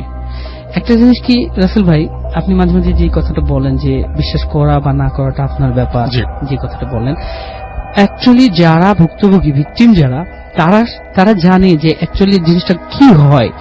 আর ওই যে লোকটা আমাকে নিয়ে এসে 1 নম্বরে নামিয়ে দিল, আর যে লোকটা আমাকে রিকশায় করে নিয়ে আসছিল, এই দুটার মধ্যে পার্থক্য তো এখন একেবারে পরিষ্কার, যে একজন আমার ভালো করার জন্য চেষ্টা করেছে, একজন আমার খারাপ করার চেষ্টা করেছে। আমি এর আগে শোতে আমাকে বলেছিলাম, আপনার মনে আছে, যে আমার একটা হুজুর, রাজশাহীতে আমার যে হুজুর আছেন, উনি আমাকে বলেছিল যে সোহাগ, তুমি যেখানেই জানো কেন, কোনো একটা কিছু বা কোনো একটা শক্তি তোমাকে আয়ত্ত করার চেষ্টা করে বাট পারে না। এরকমও যদি কিছু হয়, তারপরও সেই দিনও হয়তো রাত্রে, বাট দে আর ট্রাইং, আমাকে আয়ত্ত করার চেষ্টা করেছে বাট পারেনি। আসলে আমি যে জিনিসটা বলতে চাই যে যারা কি কিন্তু হে প্রতিপূর্ণ করে যে মিথ্যা কথা, বানানো কথা, কিন্তু একজন মানুষ কতটা বানাতে পারে? এখন লিসেনারদের কাছে প্রশ্ন যে একজন মানুষ কতটা বানাতে পারে। ঠিক আছে, এই ছিল আমার ঘটনা। ধন্যবাদ ভাই। Thank you so much. আপনাকে ঘটনার জন্য আপনাকে অনেক ধন্যবাদ। আসসালামু আলাইকুম লিসেনার্স। আসলে ভাই এই ঘটনাটা বেশ ছোট, মানে একদম বেশ ছোট। একদম ছোট ঘটনা। জি। তো বেসিক্যালি এই ঘটনাটি আসলে আমার বলার কথা ছিল না, আপনার সঙ্গে একজনের আসার কথা ছিল। খুলনা থেকে যে সাধারণত যে স্টোরি ঘটনাটির সময় ছিল রাসেল ভাই 2004 সালের দিকে। জি। খুলনার দাকোপ উপজেলার বৈটাঘাটা গ্রামের ঘটনা এটা। জি। তো একজন ভ্যান চালকের সাথে ঘটনাটি ঘটে। ঘটনার কিছু অংশ রাসেল ভাই একটু কমন, আমি আগে থেকে বলে দিলাম। সাধারণত বিষয়টা একটু কমন, এই জন্য বলছিলেন যে ঘটনাটা একটু কমন আর কি। সাধারণত আমি একটু অ্যাভয়েড করে যাই কমন বিষয়গুলো, তারপর আজকে বলছি আর কি। আশা করি লিসেনারদের ভালো লাগবে আর কি। তো ঘটনাটি যার সঙ্গে ঘটছিল একজন ভ্যান চালক। উনি শুধু যে ভ্যানে বিভিন্ন মালটাল টানতেন তা না, অনেক সময় দেখা যেত যে অসুস্থ রোগী, এমনকি যদি কখনো পুলিশ খবর দিত, বিভিন্ন লাশও উনি ওনার ভ্যানে নিয়ে আসতেন আর কি, বিভিন্ন গ্রামে উনি পৌঁছে দিতেন। তো 2004 সালে একটা পুরুষ মানুষ উনি বিষ খেয়ে আত্মহত্যা করেছিলেন। তো তার লাশটি খুলনা সদর যে হসপিটাল, সেই সদর হসপিটালে পোস্টমর্টম বা আনুষঙ্গিক কাজটা শেষ করতে করতে বেশ রাত হয়ে যায়। তো উনি খুব সাহসী লোক ছিলেন এবং পত্র এলাকায় ওনার বেশ সুনাম ছিল, খুব ইয়াং ম্যান ছিলেন আর কি। তো যার কারণে লাশ পুলিশ পরিবারকে বুঝিয়ে দেন। তো পরিবার বলেন যে আমরা অন্য একটা ভ্যানে চলে আসতেছি, তুমি লাশটা নিয়ে চলে আসো তাড়াতাড়ি। তো উনি বলেন যে আমার সাথে অন্য কোনো লোকের প্রয়োজন নাই, আপনারা নিশ্চিন্ত মনে বাসায় চলে যান, আমি লাশ নিয়ে চলে আসছি। তো সবাই বিশ্বাস করে তারা আগে আগে বাসায় চলে যান, লাশের অপেক্ষা করছিলেন বাড়িতে গিয়ে। তো উনি একাই লাশ নিয়ে আসছিলেন। তো কোনো কারণে ওনার প্রতিমধ্যে ওনার ভ্যানটা আবার একটু খারাপ হয়ে যায়, যার কারণে ও সেটা আবার মেরামত করে আবার ফিরতে ফিরতে আরেকটু দেরি, ঘন্টাখানেক দেরি হয়ে যায়, বেশ লেট হয়ে যায়। এটা আসলে অনাকাঙ্ক্ষিত ছিল যে এটা হবে, এমনিতেই টায়ার পাংচার হয়ে যায়, এগুলো ঠিকঠাক করতে। আবার সন্ধ্যার পরে একটু গ্রাম অঞ্চল, মেকারও পাওয়া যাচ্ছিল না, এই জন্য একটু দেরি হয়ে যায় আর কি। উনি তো ছিলেন লাশ নিয়ে। তো ওই বৈটাঘাটা গ্রামের মানে মাঝখান দিয়ে চলে গেছে, একটু খুব ভালো রাস্তা আর কি, পাকা রাস্তা। তো একটা জায়গায় একটা ব্রিজ রয়েছে। তো ব্রিজে ওঠার সময় বেশ মানে একটু উঁচু হয়ে ব্রিজে উঠতে হবে এবং নামার সময় আবার বেশ ঢালু। তো উনি যখন ব্রিজটা যখন উঠবেন, তখন উনি ভ্যানের সিট থেকে নেমে হাত ধরে টেনে টেনে ব্রিজের উপরে ওঠানোর চেষ্টা করেন। হঠাৎ দেখছিলেন যে কি ব্যাপার, ভ্যানটা আটকে গেল কেন। তো পিছন দিকে তাকিয়ে দেখে মোটামুটি 6-7 বছরের একটা ছোট্ট মেয়ে, ফ্রক পরা একটা মেয়ে, সে মানে চুল এলোমেলো, সে 2 হাত ধরে ভ্যানটা টেনে ধরে রাখছে, মানে সে উঠতে দেবে না। তো উনি মনে করেছেন যে আশেপাশের মানে ওটা কিন্তু একদম মানে জনমানবহীন এলাকা ছিল না রাসেল ভাই, আশেপাশে ঘরবাড়ি ছিল। তো উনি চিন্তা করেছেন হয়তো আশেপাশের বাড়ির কোনো দুষ্টু মেয়ে সে এসে ওই ভ্যানটা টেনে ধরেছে। আচ্ছা। তো উনি খুব বকাঝকা করেন, এই এত রাত্রে কি করো, যাও চলে যাও। এবার ভ্যানে একটু ভার বেশি মনে হচ্ছে আগের থেকে। তো পিছন দিকে তাকিয়ে দেখেন ওই মেয়েটা ভ্যানের পিছনে মানে বসে আছে এবং পা দুলিয়ে বেশ মানে আয়েশ করে বসে আছে। তো উনি ওই ভ্যান দ্রুত গতিতে যাচ্ছিল, উনি ভ্যানটা একটু গতি কমিয়ে দিয়ে ব্রেক করে সাইডে নিয়ে এসে তখন বলেন, এই তুমি এখানে কি চাও, কি করো? তো কিছু ওই মেয়েটা কিছুই বলে না, শুধু হাসে আর কিছু বলে না। তো উনি বেশ আরো বকাঝকা করলেন যে যাও চলে যাও। তো তাও যায় না। শেষ পর্যন্ত উনি মানে এতটাই বিরক্ত হন যে উনি ভ্যানটা রেখে রাস্তার পাশে গিয়ে একটা লাঠি ভাঙেন, একটা মানে গাছ ভেঙে একটা লাঠি তৈরি করে ওকে তাড়া করেন। বেশ দেখে যায় মেয়েটা আবার চলে গেল, ওই লাঠি মানে তাড়া খেয়ে চলে গেল। তো উনি আবার ভ্যান চালানো শুরু করেন। তো এখন রাসেল ভাই আর একটা অদ্ভুত ঘটনা ঘটে, সেটা হচ্ছে উনি হঠাৎ করে কি মনে হচ্ছে পিছনে একটু নড়াচড়ার শব্দ। তো পিছন দিকে তাকিয়ে দেখেন ওই মেয়েটি ওনার ঠিক পিছনে বসে আছে এবং সাধারণত ভ্যানে একদম ড্রাইভারের দুপাশে কিন্তু আমরা বসার জায়গা আছে ভ্যানে। ভ্যান কিন্তু রাসেল ভাই রানিং চলা অবস্থায় কিন্তু কখনো ড্রাইভারের পাশে ওটা বসা যায় না, থামার পরে তারপর উঠে বসতে হয় ধীরে সুস্থে। দেখে ওই মেয়েটি ওনার ঠিক পিছনে ওইভাবে বসে আছে। তো উনি এইবার রাসেল ভাই খুব ভয় পান। প্রথম দিকে উনি দুই সময় কখনোই মনে হয় নাই যে এটা অন্য কিছু হতে পারে। তো এখন উনি ভয় পান যে কি ব্যাপারে, এরকম তো আসলে বসার কথা না, এটা নিশ্চয়ই অন্য কিছু। তো উনি দ্রুত ভ্যান থামিয়ে লাফ দিয়ে ভ্যান থেকে নেমে যান। নেমে যাওয়ার পরে তখন উনি তারপর একটু মনে সাহস সঞ্চয় করে বলতে থাকেন, এই তুমি কে, বলো। সে কিছুই বলে না। তারপর উনি আবার একটু মনে সাহস করে আয়াতুল কুরসি পড়ে ওই মেয়েটাকে আবার তাড়া করা শুরু করেন। রাসেল ভাই উনি দেখছিলেন যে মেয়েটা আবার দৌড়ে সে ব্রিজের উপর উঠে গেল, এবং ব্রিজের উপরে উঠে যাওয়ার পরে ব্রিজের দুই পাশটা সাধারণত রাসেল ভাই একটু উঁচু থাকে। তো ওই মেয়েটা নিচ দিয়ে তো পানি প্রবাহিত হচ্ছিল, মেয়েটা ওই উঁচু জায়গায় গেল এবং সুন্দর করে ওই পাশ থেকে সে ব্রিজের নিচের দিকে নেমে গেল। ঠিক যেমন রাসেল ভাই এমন যে বিল্ডিং এর ছাদ যেখানে শেষ হয়ে গেছে সেখান থেকে কেউ একজন হেঁটে আবার নিচে নেমে গেছে, ঠিক যেমন টিকটিকি বা মাকড়সা যেভাবে নেমে যায়। এবং দেখে কি ওই মেয়েটা ওই ব্রিজের পাশ থেকে নেমে ব্রিজের নিচ দিয়ে হেঁটে, মানে স্পাইডারম্যানের মতো, মানে মাথা নিচে দিয়ে হেঁটে আবার ওই পাশ দিয়ে উঠছে, মানে মনে হয় বৃত্তাকারে ব্রিজটাকে প্রদক্ষিণ করছে, এরকম কয়েকবার করছে। তখন রাসেল ভাই উনি এতটা ভয় পান, বলেন উনি এবার খুব সাংঘাতিক কোনো কিছু একটা খপ্পরে পড়ে গেছেন। তো যেহেতু রাসেল ভাই প্রথমে বললাম জায়গাটা কিন্তু একদম জনমানব শূন্য ছিল না, আশেপাশে ঘরবাড়ি ছিল, তো উনি ওখানে ভ্যানটা রেখে দ্রুত বিভিন্ন বাড়ির যেদিকে আছে ঘরবাড়ি ওদিকে চলে যান। ওদিকে গিয়ে লোকজনের ডাকাডাকি করেন, কিছু লোককে বলেন যে এই সমস্যা, আপনি একটু সাথে আসেন, আমার সাথে একটা লাশ আছে, আপনাদেরই গ্রামের লোক, আর একটু সামনে বাড়ি। তখন ওরা সেই বাড়ির যারা আছে চিনতে পারেন যে হ্যাঁ ওই বাড়িতে একজন লোক মারা গেছে, ও তার লাশ, আচ্ছা চলো যাই। তো ওনারাও আসেন, এসে দেখা যাচ্ছে ওখানে ভ্যান বা লাশ কোনোটাই পাওয়া যাচ্ছে না। তো খুঁজতে খুঁজতে দেখা যাচ্ছে ওই পিছন দিকে ব্রিজের পাশে ওনার ভ্যান এবং লাশটা পড়ে আছে। তো লাশটা সবাই মিলে ভ্যান এবং লাশটা টেনে তুলেন উপরে। তো টেনে তোলার পরে রাসেল ভাই খেয়াল করেন যে লাশের হাত, তারপর পায়ের কাছে এবং ঘাড়ের কাছে মাংস খুবলে কেউ যেন উঠিয়ে নিয়েছে। তো সবাই বললো হয়তো বা এখানে শিয়াল বা কুকুর বা এই কাজটা করে, সবাই এতটুকুই বললেন।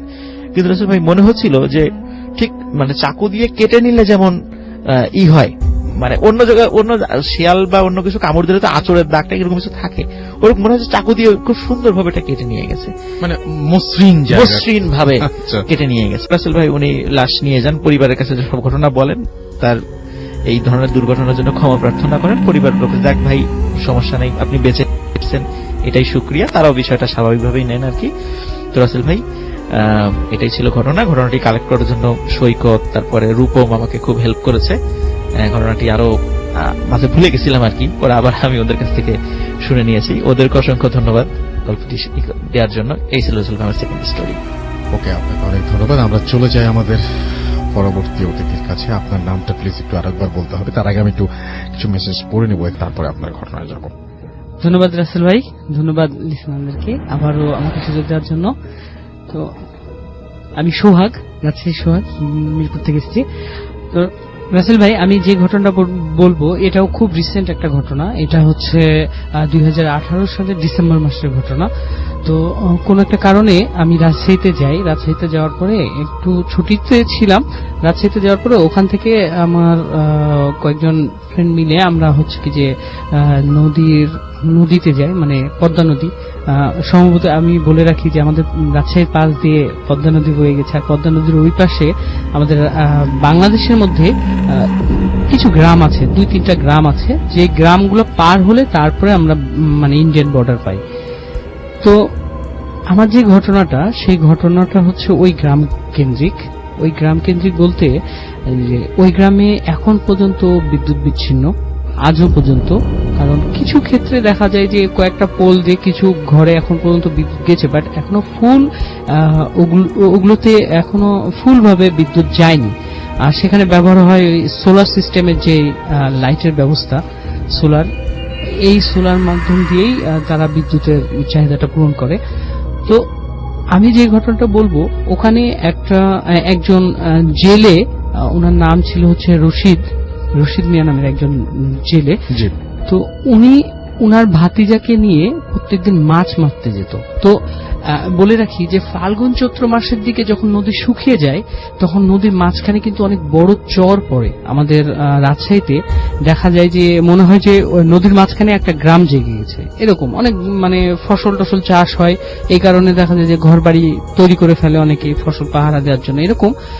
তো সেই চরগুলোর মধ্যে মানে কিছু সাইডে দেখা যায় যে অনেক বড় ভাবে পানি জমে থাকে, মানে চরগুলো ওই পানিগুলো আর নদীতে যেতে পারে না। যখন নদী শুকিয়ে যায় তখন ওই পানিগুলো ওখানেই থেকে যায়। তো এই জায়গাগুলোকে বলে হচ্ছে, তাদের ভাষায় যেটা আমি বলছি, যে এই জায়গাগুলোকে বলে দামু হিসেবেই খ্যাত। তো এই দামুতে অনেক পানি থাকে, আর এই দামুটা যেটা হচ্ছে কি যে নদী যখন শুকিয়ে যায় তখন এই দামুতে অনেক মাছ আটকে যায়। তো ওনারা যেহেতু যেই নদীটা শুকিয়ে গেছে এটা তো খুব ছোট হয়ে আসে, তো এখানে তারা মাছ মারে, এমনকি তারা ওই দামুতে যেও না মাছ মারে। তো চাচা ভাতিজা দুইজন একসাথে যায় মাছ মারতে। তো এটা একেবারে অলমোস্ট শোনা আমার কাছে, যে রশিদ সাহেব নিজেই আমাকে বলেছে, উনি বৃদ্ধ মানুষ এখন, উনি আমাকে বলেছে। তো এই মাছ মারার সময় প্রত্যেকদিন যেহেতু মাছ ধরতে যায় তারা, একদিনকে কি হয়েছে যে রশিদ মিয়ার যে ভাতিজাটা উনি অনেক রাত্রে উঠে একাই চলে গেছে বলতে কি যে সে প্রত্যেকদিন দেখে যে রেগুলারলি যেভাবে মাছ মারে সেভাবেই মাছ মারতে সে আগ্রহ প্রকাশ করেছে আর চলে গেছে সাথে সাথে। এখন বিষয়টা হচ্ছে যে তিনি ওনার চাচা ওনাকে আগেও বলেছিল যে মাছ মারতে গেলে তুমি একা যেও না। তো উনি প্রত্যেকদিন যেহেতু দেখে যে কোনো বিপদ টিপদ কিছু তো হয় না, মাছ মারতে গেলে সমস্যা কি, আমি যদি একা যাই তাহলে সমস্যা কি, চলে গিয়েছে। একদিনকে রাত্রে অনেক রাত্রে উঠে চুপ করে কাউকে না বলে সে মাছ মারতে চলে গেছে। তো আমাদের এলাকায় যে জিনিসটা হয় যে বাঁশ দুই ভাগে ওয়াইয়ের মতো করে বেঁধে ওর মধ্যে নেট বেঁধে ওই নেটটা নিয়ে ঘাড়ে করে নিয়ে, আর মাছ রাখার জন্য যেটা আমাদের গ্রাম্য ভাষায় বলে খলই, যেটাকে বলে বেতের তৈরি হয় এটা, এই জিনিসটা নিয়ে সে চলে গেছে। উনি ওই নৌকা নিয়ে, আর নৌকায় জাল আছে, জাল নিয়ে চলে গেছে। এবার সে নৌকা থেকে জাল ফেলতে ফেলতে নদী পার করে ফেলেছে। নৌকাটা নদীর এই পাশে রেখে সে এবার বলছে কি যে আমি দামুতে যাব, দামুতে যেয়ে মাছ ধরা শুরু করব। ঠিক আছে, ওকে ফাইন। সে দামুর দিকে হাঁটছিল, হাঁটতে হাঁটতে সে খেয়াল করছে যে আমি একটা কথা বলে রাখি যে বালুর মধ্যে যদি আমরা হাঁটি তাহলে আমাদের পাটা কিন্তু পিছনের দিকে একটু স্লিপ করে, বালুর মধ্যে টেনে নেয় পিছন থেকে। কিন্তু যে ঘটনাটা ঘটছে উনার সাথে, যে উনি যে ধাপটা দিচ্ছে ওই ধাপটা পিছে যাচ্ছে না, ধাপটা কিছু সেকেন্ডের জন্য সামনে চলে যাচ্ছে, আবার কয়েক সেকেন্ড বন্ধ থাকার পরে আবার স্বাভাবিক ধাপ, আবার কয়েক সেকেন্ড পর পর এই জিনিসটা যে একটা করে ধাপ, একটা বা দুইটা ধাপ যখন এই সেকেন্ডের মধ্যে পড়ছে এই ধাপগুলো সামনের দিকে এগিয়ে যাচ্ছে। সো উনি চিন্তা করছে যে আমি এই ঘটনা ঘটছে কেন। সে মনে করেছে বাতাস হচ্ছে আর ঘুটঘুটা অন্ধকার, তার হাতে লাইট আছে, এটা মনে করছে স্বাভাবিক কিছু, অস্বাভাবিক কিছুই না। সে দামুর কাছে একবার যখন কাছাকাছি চলে গেছে, কাছাকাছি যাওয়ার পরে সে পায়ের এক কবজি অব্দি পানিতে নেমে গেছে। নামার পরে সে খেয়াল করছে যে তার 2-3 সেকেন্ডের জন্য যেটা হচ্ছে যে পায়ের কাছে এক কবজি পানি, কিন্তু অনেকখানি পানি, ঠিক আছে, যেটা বলছিলাম যে এক কবজি পানি পর্যন্ত নেমে যাওয়ার পরে দেখছে কি 2-3 সেকেন্ডের জন্য ওই পানিগুলা তার পা থেকে দূরে চলে যাচ্ছে। ঠিক 2-1 সেকেন্ডের মধ্যে আবার পানিগুলো চলে আসছে। তখন সে ভাবছে যে এত তো বাতাস হচ্ছে না যে পানিগুলো এত দূরে চলে যাচ্ছে আর আবার চলে আসছে। তখন সে মনে মনে একটু ভীত সন্দিগ্ধ হচ্ছে যে কি ব্যাপার, কি হচ্ছে। এরপরে সে যখন পায়ের দিকে লাইট মানে তখন এবার দেখছে কি যে সে যেখানে দাঁড়িয়ে আছে ঠিক 2-3 সেকেন্ড পর পর সে নিজেই মুভ করছে, মানে যে বালুর উপরে দাঁড়িয়ে আছে সে নিজেই মুভ করছে। এবার মানে তাকে টেনে নিয়ে যাচ্ছে, যেটাকে বলা হয় আমাদের গ্রাম্য ভাষায় যেটাকে বলা হয় যে টেনে নিয়ে যাচ্ছে। আবার কি হচ্ছে যে 2-3 সেকেন্ড পর থেমে যাচ্ছে, আবার 2-3 সেকেন্ড পর আবার একটু যাচ্ছে। এইভাবে যেহেতু চরের মধ্যে অনেক ঘুটঘুটা অন্ধকার থাকে আর ওখানে তো দাম অন্ধকার, চারিদিকে অন্ধকার, তখন সে চারিদিকে এবার লাইট দেওয়া শুরু করেছে। লাইট দিতে দিতে যখন দামুর মাঝখানে লাইট দিয়েছে, অ্যাকচুয়ালি ভাই এটা শোনার পর আমার গুজবাম হচ্ছে, যে এখনো হচ্ছে। তো যখন লাইট দিয়েছে তখন দেখছে এই যে পানির উপরে একজন বসে আছে, পানির উপরে একজন বসে আছে, আর এটা এমন একটা জন্তুর মতো, মানুষের মতো বলবো না যে তার দুটা হাত আছে, দুটা পা আছে, কিন্তু জন্তুর মতো যে পুরো গা একেবারে কালো লোমশ, অলমোস্ট গোটা গা কভার, লোমে একেবারে ঢাকা, সে বসে আছে এবং তার চোখ দুটো একেবারে নীল চোখ একেবারে।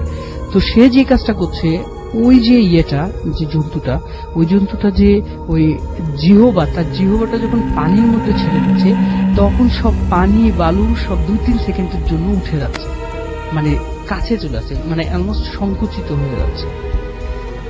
যে আবার জিহবাটা তুলে নিচ্ছে তখন পানিগুলো আবার ছেড়ে যাচ্ছে। এই জিনিসটা দেখার পরে সে খুব জোরে চিৎকার করতে শুরু করে আর ওই লাইটটা ওর দিকেই ধরে রাখে। আমরা স্বভাবতই জানি যে মানে আলো দেখলে নাকি সবকিছু চলে যায়।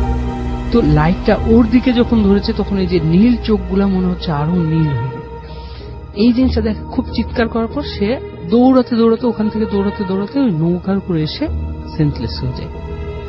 এরপরে যখন ওনার আঙ্কেল যখন খোঁজা শুরু করে যে আমার ভাতিজাটা কই, বাসায় জিজ্ঞেস করছে যে মাছ ধরতে যাবো ভাতিজা কই, তখন ওনার ভাইয়ের ওয়াইফ যেটা ওই ছেলেটার মা বলছে যে কেন, ও তো চলে গেছে মাছ মারতে, কেন আপনার সাথে যায়নি? উনি বলছে না, আমাকে তো কিছু বলেনি। তখন এবার শুরু হয়ে গেছে খোঁজাখুঁজি, খুঁজতে খুঁজতে যে দেখছে নৌকা নদীর ওই পাশে। এখন আরেকজন নৌকাকে বলেছে যে আমাকে তাড়াতাড়ি নিয়ে চলে। নিয়ে যেতে যেতে যখন হচ্ছে কি যে যখন ওই পাশে চলে যায়, যে দেখছে নৌকার উপরে ওই ছেলেটা সেন্সলেস হয়ে পড়ে আছে। তাতে যখন কাছে গেছে গোটা গায়ে অনেক খামচানো দাগ এইভাবে। এখন যখন ওই ছেলেটাকে মানে নদীর এই পাশে নিয়ে আসা হয়, নিয়ে আসার পরে যখন মানে বাসায় নিয়ে এসে চিকিৎসা করার জন্য নিয়ে আসা হয়, এর মধ্যে একটা ঘটনা ঘটে। আশ্চর্য যে ঘটনাটা রাসেল ভাই কি বলবো, যে যখন আস্তে আস্তে সূর্য উঠছে সকালে, ওর গায়ের মধ্যে অনেক লোম গজাচ্ছে। যেই লোমটা, এটা শুনে আমিও খুব অবাক হয়েছি। অনেক লোম গজাচ্ছে, যেটা খুব কালো কুচকুচে এবং মোটা হচ্ছে লোম গজাচ্ছে। এক সময় সূর্য যখন একেবারে উঠে যায় তখন ওর গোটা গায়ে পুরো শরীরে কোনো জায়গা বাদ ছিল না যে এই লোমগুলা বাদ ছিল না, একটা জায়গাও ফাঁকা ছিল, পুরো গায়ে লোম হয়ে যায়। লোম হওয়ার পরে যখন মানে ঠিক একদিন পরে ছেলেটা খুব অসুস্থ হয়ে পড়ে, যেহেতু এরকম একটা অস্বাভাবিক জিনিস হচ্ছে তার মধ্যে, একটা সময় যে একদিন পরে ছেলেটা মারা যায়। তো এই জিনিসটা দেখার পরে ওনার চাচা হচ্ছে কি যে একজন বড় আলেমকে নিয়ে যায় যে দেখেন আসলে অ্যাকচুয়ালি কি হয়েছিল আমার ভাতিজার সাথে, যে এরকম হলো কিসের জন্য। তখন বলল, উনি বলছে, এই হুজুরটা বলছে যে এখানে এমন একটা জিনিস ছিল, আপনারা বলেন খারাপ জিন বলেন বা শয়তান বলেন, পিশাচ বলেন, যেটাই বলেন না কেন, এটা এমন একটা খারাপ জিনিস ছিল। উনাকে খুব মারাত্মকভাবে ডিস্টার্ব করেছে, আর এই ডিস্টার্ব করার কারণে মানে এই ঘটনাটা ঘটেছে। মানে উনি খুব তদবির করার পরেই তারপরে এই জিনিসটা বলেছে যে উনাকে খুব ডিস্টার্ব করা হয়েছে। উনি হয়তোবা কোনো কিছু করছিল, কোনো একটা কাজ করতে যে তারপরে আপনার এই ছেলে ওনাকে খুব ডিস্টার্ব করে, আর এটা শাস্তি স্বরূপ এনাকে এই ঘটনাটা ঘটায় যে তার গোটা গায়ে খামচি দেয় আর পুরো শরীরে তার মতোই লোমটাকে তুলে দেয় একেবারে। দেন উনি একটা সময় যে মারা যান। এটা তার প্রতিশোধমূলক একটা শাস্তি নেন। তবে এটা যদিও ঠিক হয়নি, তারপরেও তো সে তো আর জানটা ফিরিয়ে দিতে পারবে না। তো এটাই ছিল ঘটনা। Thank you so much. আপনাদের ঘটনার জন্য অনেক ধন্যবাদ। আমরা একটা ছোট্ট অডিও ক্লিপে যাবো এবং অডিও ক্লিপের পরে আবার নতুন অতিথি নিয়ে ফিরে আসবো। সেই পর্যন্ত আমাদের সঙ্গে থাকুন। স্টে টিউনড ফর ফুর্তি রেড এফএম এন্ড জিও ফুর্তি।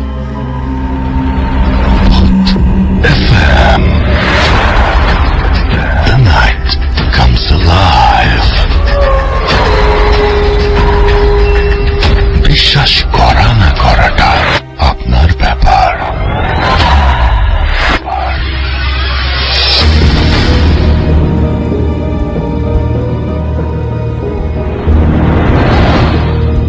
নমস্কার রাসেল ভাই, আমি কলকাতা থেকে বলছি। আমার নাম সায়ন্তী ভট্টাচার্য। আমি রিসেন্টলি ভূত এফএম শুনছি, তো ভীষণ ভালো লাগে যখন সবার ঘটনাগুলো শেয়ার করে, তখন ভীষণ ভালো লাগে। তো আমার জীবনে একটা অভিজ্ঞতা হয়েছিল, ভীষণ ভয়ানক অভিজ্ঞতা, কিন্তু তার একটা ছোট্ট গল্প যদি শেয়ার করেন তাহলে খুব ভালো লাগবে। আমি কলকাতায় থাকি, আমি জায়গাটার নাম উল্লেখ করছি না। একটা নতুন ফ্লাইওভার হয়েছে আমার বাড়ির থেকে একটু দূরে। তো একজনের বাড়িতে আমাদের ইনভিটেশন ছিল, সেখান থেকে ফিরছি, যাতে একটু তাড়াতাড়ি যাতে বাড়িতে পৌঁছাতে পারি, সেই জন্য আমরা ফ্লাইওভারটি নিয়েছিলাম আসার সময়, যাতে তাড়াতাড়ি বাড়িতে আসতে পারি। তাহলে জানুয়ারি মাসে প্রচন্ড শীত।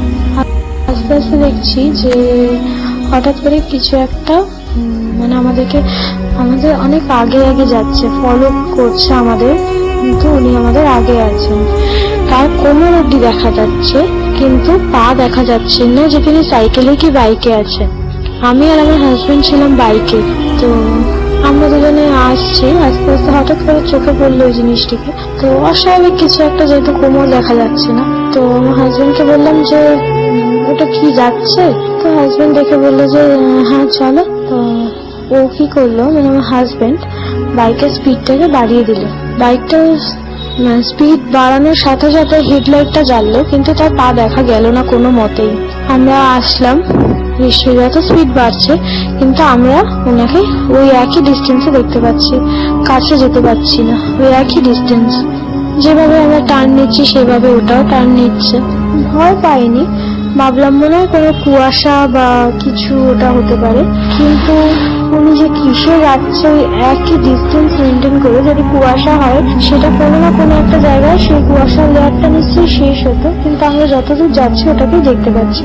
যখন টার্ন নিচ্ছি কুয়াশা হলে সেখানে সেটা আর দেখা যেত না পরে, কিন্তু আমরা দেখতে পাচ্ছিলাম। সুতরাং আমরা যাচ্ছি, ওটাকে দেখার, ফলো করার চেষ্টা করছি, পারলাম না। দেখলাম আমাদেরকেই ফলো করছে, সামনে যাচ্ছে সেটা। আমরা অনেকটা এগোনোর পরে একটা ধাবা পড়ে, ধাবার পরেই একটা ব্রিজ আছে, ব্রিজটা ক্রস করে আমাদেরকে আসতে হতো। তো ধাবাটার কাছে গিয়ে দেখলাম ওটা মিলিয়ে গেছে, আমরা কোনো জিনিস দেখতে পাচ্ছি না। তো অত মাথা ঘামাইনি আমরা, যেহেতু আর দেখতে পাচ্ছি না। বাড়িও আসার তাড়া ছিল, রাত্রি 11:30 তখন অলরেডি বেজে গেছে। আমি ওখান থেকে আসছি, আস্তে আস্তে দেখলাম ফ্লাইওভার ব্রিজটা উঠেছি, ফ্লাইওভারটা উঠলাম, উঠে দেখছি যে কিছু টুকরো জিনিস পড়ে রয়েছে, গাড়ির ভাঙা জিনিস। অতটা খেয়াল করিনি, দেখছি কাজ ছড়ানো রয়েছে। এগোতে আরেকটু এগোলাম, যখন দেখলাম যে একটি ছেলে তার বুকে হাত দিয়ে বসে রয়েছে, কিন্তু তার প্রাণ এখনো রয়েছে মনে হলো। কিছুক্ষণের মধ্যে দেখলাম যে সে শুয়ে পড়লো, মানে হেলান দিয়ে, ব্রিজের উপর হেলান দিয়ে শুয়ে গেল। আর একটি ছেলে, যখন একটু এগোলাম তখন দেখলাম একটি ছেলে কংক্রিটের গাড়ির তলায় পিষে গেছে। আর যে কংক্রিটের গাড়িটি যে চালাচ্ছিল তিনি নেমে খুব চিৎকার করছে, বাইক অ্যাক্সিডেন্ট হয়েছে ওখানে। তো তিনি নেমে ভীষণ চিৎকার করছে জোরে জোরে যে বাঁচাও বাঁচাও। তো আমরা এসেছি, রক্ত দেখলাম, আমার ভীষণ ভয় করে।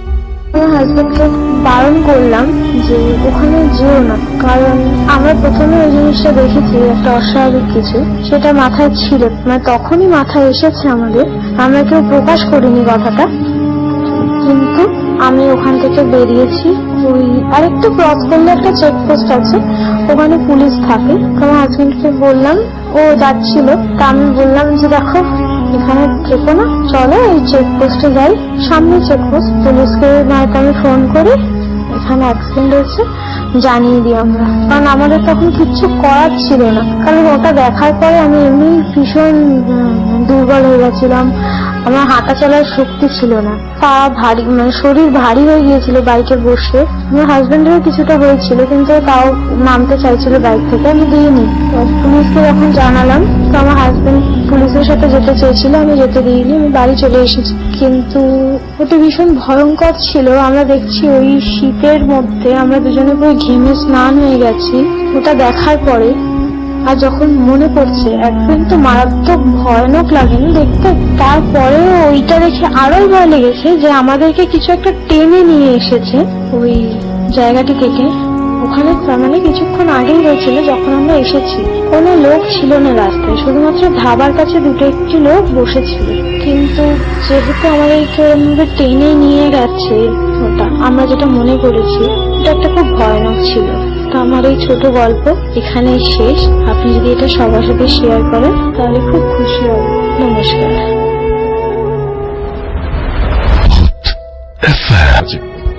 আসসালামু আলাইকুম রাসেল ভাই, আসসালামু আলাইকুম লিসেনার্স। আমি আলমা মনোনিক, আমি এসেছি উত্তরা থেকে, আমার হোম ডিস্ট্রিক্ট মানিকগঞ্জ। আমি এখন যে ঘটনাটি শেয়ার করতে যাচ্ছি সেটি আমার নিজের সাথে ঘটা একটি ঘটনা। ঘটনাটি রাসেল ভাই 2015 সালের ঘটনা। আমি তখন বাংলাদেশ রেলওয়েতে আপনার সুবর্ণ এক্সপ্রেস। আপনি কোন ট্রেনের নাম বলেন না, কোথায় আছে সেটা বলেন, আপনি ঘটনাটা বলেন তাহলেই হবে। তো আমাদের ট্রেনটা ঢাকা থেকে রাত 11টার দিকে ছেড়ে সিলেটের উদ্দেশ্যে গন্তব্য সিলেটের উদ্দেশ্যে রওনা দিয়েছে।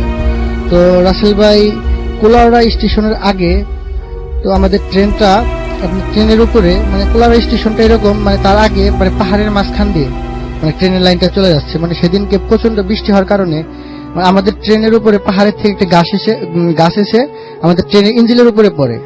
তো সেই ক্ষেত্রে আমাদের ট্রেনটা বন্ধ হয়ে যায়। তো আমরা ট্রেনে থেকে মানে আমাদের ট্রেনে আপনার ব্রাহ্মণবাড়িয়া পার হওয়ার পরে থেকে আপনার যাত্রী খুব কম, তো অনেক রাত্র হয়ে গেছে। তো যাত্রীরা ভয় আর নামতেছে না। আমরা যখন সরকারি চাকরি করি তো আমাদের নামতে হবে, কি সমস্যা দেখতে হবে। তো নামার জন্য নেমে আমরা আপনার সামনে কুলাউড়া স্টেশনে খবর পাঠাতে যাচ্ছি যে আমাদের ট্রেনে এই সমস্যা হয়েছে। আচ্ছা, তো নেমে কুলাউড়া স্টেশনে যোগাযোগ করি। যোগাযোগ করার পরে আপনার একটু সামনে যাই, ট্রেনের ইঞ্জিনের সামনে যাই। ইঞ্জিনের সামনে যাওয়ার পরে আমি দূরে থেকে দেখতে পারি যে একটা রুমের একটা মানে কুঠিরের মতো কিছু দেখা যাচ্ছে, সেখানে মানে আলো জ্বলতেছে। তো আমি চিন্তা করলাম যে ওখানে কোনো লোক থাকবে হয়তো। তো লোক থাকলে তাদের কাছে মানে যোগাযোগ করে বা কোনো লোক জন যদি এনে যদি গাছটা সরানো যায় বা কোনো ব্যবস্থা করা যায় তাহলে তো জিনিসটা ভালো হয়। তো সেই ক্ষেত্রে আমি সেই উদ্দেশ্য করে আমি ওই আপনার ওই কুঠিরের দিকে এগোচ্ছি, মানে চা বাগানের মাঝখানে কুঠিরটা, প্রচন্ড অন্ধকার। তো এগিয়ে যখন কুঠিরের দিকে যাচ্ছি মানে তখন আস্তে আস্তে মানে কুঠিরের সামনে যখন গেছি, আমি কুঠিরের বাইরে থেকে আমি ওই ঘরটার বাইরে থেকে আমি কটর মতো মাংস হাড় চাবানো যেরকম একটা শব্দ পাওয়া যাচ্ছে ওইরকম আমি একটা শব্দ পাচ্ছি বাড়ি থেকে। তো আমি হয়তো ভাবলাম যে ভিতরে হয়তো বা কোনো মানুষ আছে, তারা হয়তো বা কিছু খাচ্ছে। সেজন্য মানে আমি যখন দরজার সামনে গিয়ে দেখি দরজাটা একটু মানে ফাঁকা ছিল। তো আমি দরজাটা যখন আমি ধাক্কা দিয়ে মানে ভিতরে ঢোকার চেষ্টা করি তখন দেখি যে দুইটা মহিলা একটা বাচ্চা ছেলের লাশ, তারা মানে জীবিত বাচ্চা ছেলের লাশ চিবে চিবে খাচ্ছে। এটা দেখে তো আমি প্রচন্ড ভয় পেয়ে যাই। এবং রাসেল ভাই ওই মহিলা দুটো যখন আমার দিকে তাকায় তখন মানে আমি মানে কখনো এই দৃশ্য ভুলতে পারবো না। তাদের চেহারা এরকম ছিল, মানুষ পুড়ে যাওয়ার পর, সদ্য পুড়ে যাওয়ার পর যেরকম মানুষের চেহারা হয়, মানে কিছু জায়গা মানে সাদা ফেটফেট হয়ে গেছে, কিছু জায়গা কালো, এরকম মানে চেহারার মানুষ দুটো। মানুষ চোখ একদম লাল টকটক আগুনের মতো, মুখ দিয়ে অজস্র রক্ত ঝরছে। এই যখন আমার দিকে তাকালো তখন প্রচন্ড ভয়ে আমি আল্লাহু আকবার করে একটা মানে জোরে আওয়াজ করে আমি সেখানে সেন্সলেস হয়ে যাই। তখন আপনার আমাদের ট্রেনে যে যারা দায়িত্বরত লোক ছিল, অফিসার ছিল, তারা আমার কণ্ঠ শুনে দ্রুত ওই জায়গায় চলে আসে। চলে আসার পরে তারা দেখে যে আমি সেন্সলেস হয়ে পড়ে আসি। তারা আমাকে তখন মানে ট্রেনে নিয়ে যায়। ট্রেনে নিয়ে যাওয়ার পরে আপনার মাথায় পানি টানি ঢেলে বা তাৎক্ষণিক কোনো মানে চিকিৎসা দিয়ে আমাকে সুস্থ করে তোলে। এই ছিল রাসেল ভাই আমার ঘটনা। Thank you so much. আপনার ঘটনার জন্য আপনাকে অনেক ধন্যবাদ। এবং আমি এখন যেটা করব সেটা হচ্ছে চলে যাব সরাসরি আমাদের পরবর্তী যে অতিথি আছেন তার কাছে। এবং আপনি প্লিজ একটু আপনার নামটা বলবেন, তারপর আপনি কোথা থেকে এসেছেন সেটা বলবেন, তারপর আপনার ঘটনায় যাব। থ্যাংক ইউ রাসেল ভাই। আসসালামু আলাইকুম লিসেনার্স। আসসালামু আলাইকুম রাসেল ভাই। আমি এরশাদ, উত্তরা থেকে। রাসেল ভাই, আজকে যে ঘটনা বলবো এটা একজন ইয়েলো ক্যাব চালক, উনি দক্ষিণখান থাকেন। সামাও আমি তাকে চিনি, ওনার নাম জাহিদ ভাই, ওনার কাছ থেকে নেয়া। ঘটনাটা ঘটেছে লাস্ট স্যাটারডেতে। তো জাহিদ ভাই যেভাবে বলেছেন আমাকে এক্সপ্লেইন করেছেন, আমি এটা বললাম। থ্যাংক ইউ জাহিদ ভাই, আপনি মনে হয় শুনছেন। আচ্ছা, জাহিদ ভাই লাস্ট স্যাটারডেতে রাত 11টার দিকে হাতিরপুরে ছিল। তো উনি ওয়াজ ওয়েটিং যে কোনো যদি প্যাসেঞ্জার পায় উত্তরার দিকে তাহলে উনি তাকে নিয়ে আসবে, যেহেতু উনি দক্ষিণখান থাকেন।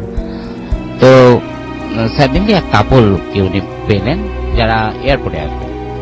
তার মধ্যে যে ভদ্রলোক ছিলেন, হি ওয়াজ বিয়ার্ডেড এবং অ্যাজ পার জাহিদ ভাই যে মানে খুবই হ্যান্ডসাম এবং সুন্দর, এবং তার ওয়াইফ সাথে ছিল, উনি আবায়া পরে, তখন বোরকা পরা আর কি। তো এয়ারপোর্টে আসবে ভালো কথা।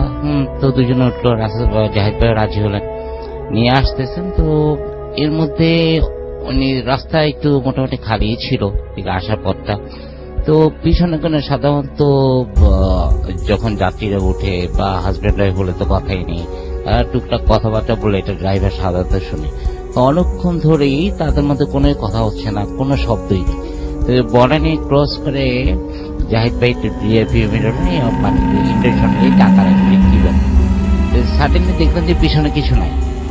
আবার দেখলাম যে হ্যাঁ দুজন চুপচাপ বসে আছে। তো এই যে একটু দেখা না দেখা, উনি মনে করছেন যে ওনার মনে হয় হ্যালো বা দেখার ভুল হতে পারে, উনি কোনো শব্দ করলেন না, উনি চালাচ্ছেন ঠিক। বাট যেহেতু রাস্তাটা একটু খালি ছিল, তেমন একটা সময় লাগবে না। বাট কাওলা ব্রিজটা কিছুক্ষণ আগে ভদ্রলোক বলে উঠলেন, জাহিদ সাহেব ব্রিজটা পার হয়ে থামবেন। তখন ওনার বুকের ভেতর ধক করেছে, বিকজ উনি তো কখনো না নামটা মেনশন করেন নাই, নাম্বার 1। নাম্বার 2, যদি নাম যেহেতু মেনশন করেননি, এই লোক তার নাম কিভাবে জানবে? তো উনি কোনো কথাই বললেন না। কালো ব্রিজটা পার করে উনি হাতের পা থেকে গাড়িটা সাইড করলেন। সাইড করে উনি ওয়েট করতেছেন যে যাত্রীরা নামবেন। তো কিছুক্ষণ ওয়েট করলেন, যাত্রী নামলে তো অ্যাটলিস্ট দরজা খোলা শব্দ হবে বা কিছু, তারপর তার ভাড়া যেটা হয়েছে লাইক 340, তো এটা দেবে। তো বেশ কিছুক্ষণ ওয়েট করার পর কোনো শব্দ নেই। উনি আবার রিয়ার ভিউ মিররের পিছনে তাকালেন, দেখেন কিছু নেই। তখন উনি আমাকে বললেন, এরশাদ ভাই এটা দেখে তো আমার এত কাঁপুনি শুরু হচ্ছে যে আমি কিছু বলতে পারতেছি না। গাড়ি যে চালায় সামনে নিব, আমার এরকম কিছু পাচ্ছি না আমি। খুব তার বডি শেক করতেছে, আর উনি মনে মনে দোয়া দরুদ পড়তেছেন। সবচেয়ে মজার ব্যাপার হচ্ছে উনি সামনের দিকে তাকায় দেখে ওনার ড্যাশবোর্ডের উপরে নতুন, ওনার ভাড়া হয়েছে 335, নতুন 3টা 100 টাকার নোট আর 2টা 20 টাকার নোট, 340 ওনার ড্যাশবোর্ডের উপরে রাখা। তো এটাই ছিল ঘটনা। আর কিছুক্ষণ পর উনি যখন একটু ধাতস্থ হয়েছেন, তখন উনি আস্তে করে ওনার গাড়ি নিয়ে ওনার পাশে গিয়ে গাড়ি রেখে আজকে এই একটা ঘটনা না আমার আরেকটা বলে ফেলেন, তাহলে পরে ঘটনা শুনে ফেলেন। নেক্সট ওয়ান, এটা হচ্ছে গিয়ে রাসেল ভাই আমার এক বড় ভাই। তো সঙ্গত কারণে আমি আমার কোনো ওনাদের নাম বা এটা কিন্তু আকাশপথের ঘটনা, আমি আগে বলে দিচ্ছি। তো ওনার নামটা মেনশন করতে চাচ্ছি না, প্লাস এয়ারলাইন্সের নামও মেনশন করবো না। বাট আমি ঘটনাটা যাচ্ছি, উনি যেভাবে বলেছেন আমাকে, ওনার কাছ থেকে আমি অনুমতি নিয়ে নিয়েছি ঘটনাটা বলার জন্য। আচ্ছা, তো এই যে আপনার রিসেন্ট যে হজ গেল, যখন হজের আপনার রিটার্ন ফ্লাইট করা ছিল, তখন ওনার এয়ারলাইন্স কিছু রেন্টেড এয়ারক্রাফট রেন্ট করেছিল। রেন্টেড এয়ারক্রাফটে উনি ছিলেন কো-পাইলট। সো ইট ওয়াজ 747। তো ওনাদের ইয়ে ছিল জেদ্দা থেকে আপনার ঢাকাতে ড্রপ করে দিয়ে আবার এমপি এয়ারক্রাফট নিয়ে জেদ্দা যাওয়া। So next trip. তো এভাবে ওনারা আসতে গিয়ে ঢাকা থেকে আবার জাস্ট এক্সাক্ট ডেটটা আমার মনে নেই। তো উনি বললেন যে আমরা রাত 11টায় টেক অফ করেছি এখান থেকে। 11টায় টেক অফ করার পরে ইউজুয়ালি ওনাদের 11 ক্রু ছিল, লাইক উনি ছিলেন কো-পাইলট, ওনার পাইলট ছিল, 2জন ইঞ্জিনিয়ার ছিল, আর 7 জন কেবিন ক্রু ছিল, টোটাল 11।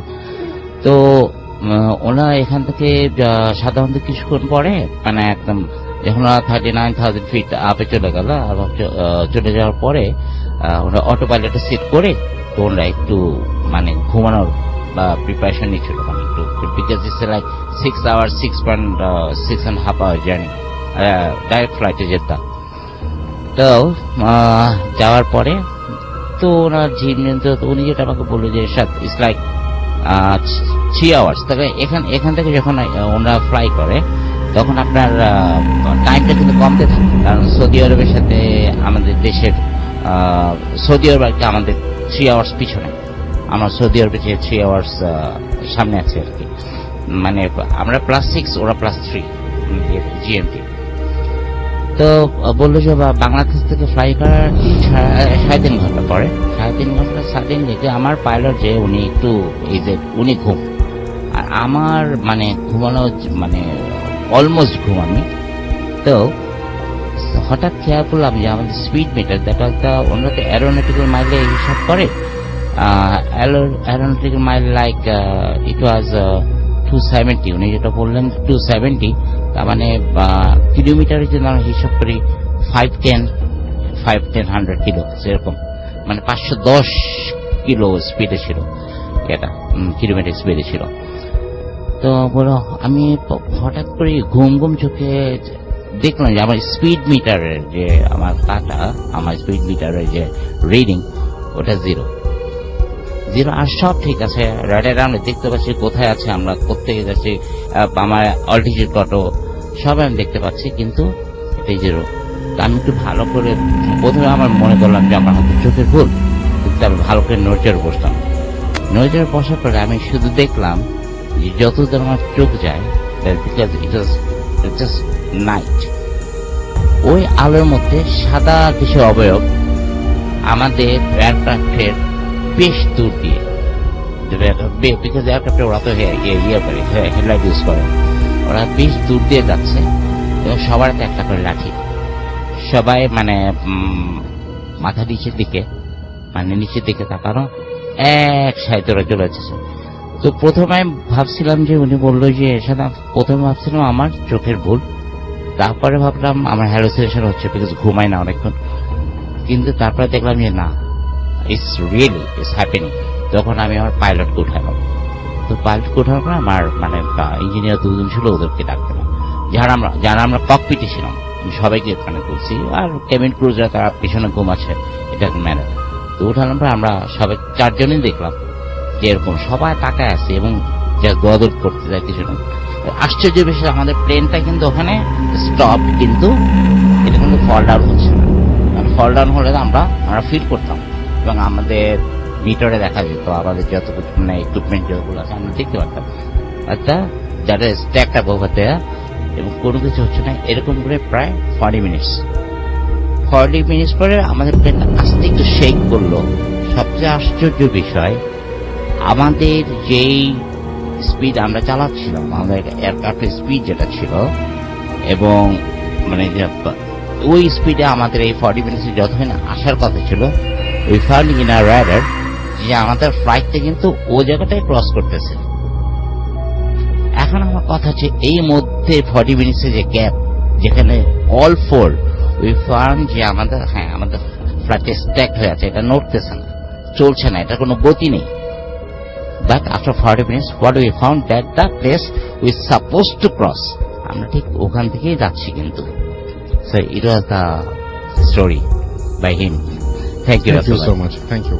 আপনার আরেকজন আমাদের অতিথি আছে, তার নামটা একটু জিজ্ঞেস করবো এবং তার একটা ঘটনা আমরা শুনবো। ছোট্ট কোনো ঘটনা প্লিজ যদি আমাদের একটু শোনাতেন, এবং তার আগে আপনি বলবেন যে আপনি আপনার নাম এবং আপনি কোথা থেকে এসেছেন।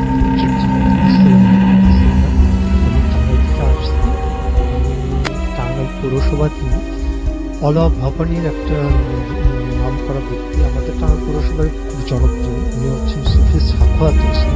ওনার একটা ঘটনা তো সুফি সাখাওয়াত হোসেনের ছোট ছেলের নাম শাহ আলী।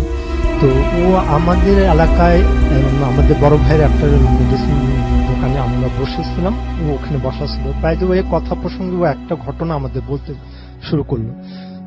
শাহালি বলল যে আমার জীবনে দেখা একটা তাজ্জব ঘটনা, যে আমাদের বাড়িতে অলা ভবানী বাড়িতে ওইখানে একদিন আব্বু মানে সাকত সাহেব ডিপ টিউবওয়েল গাড়ার জন্য লোক আনে।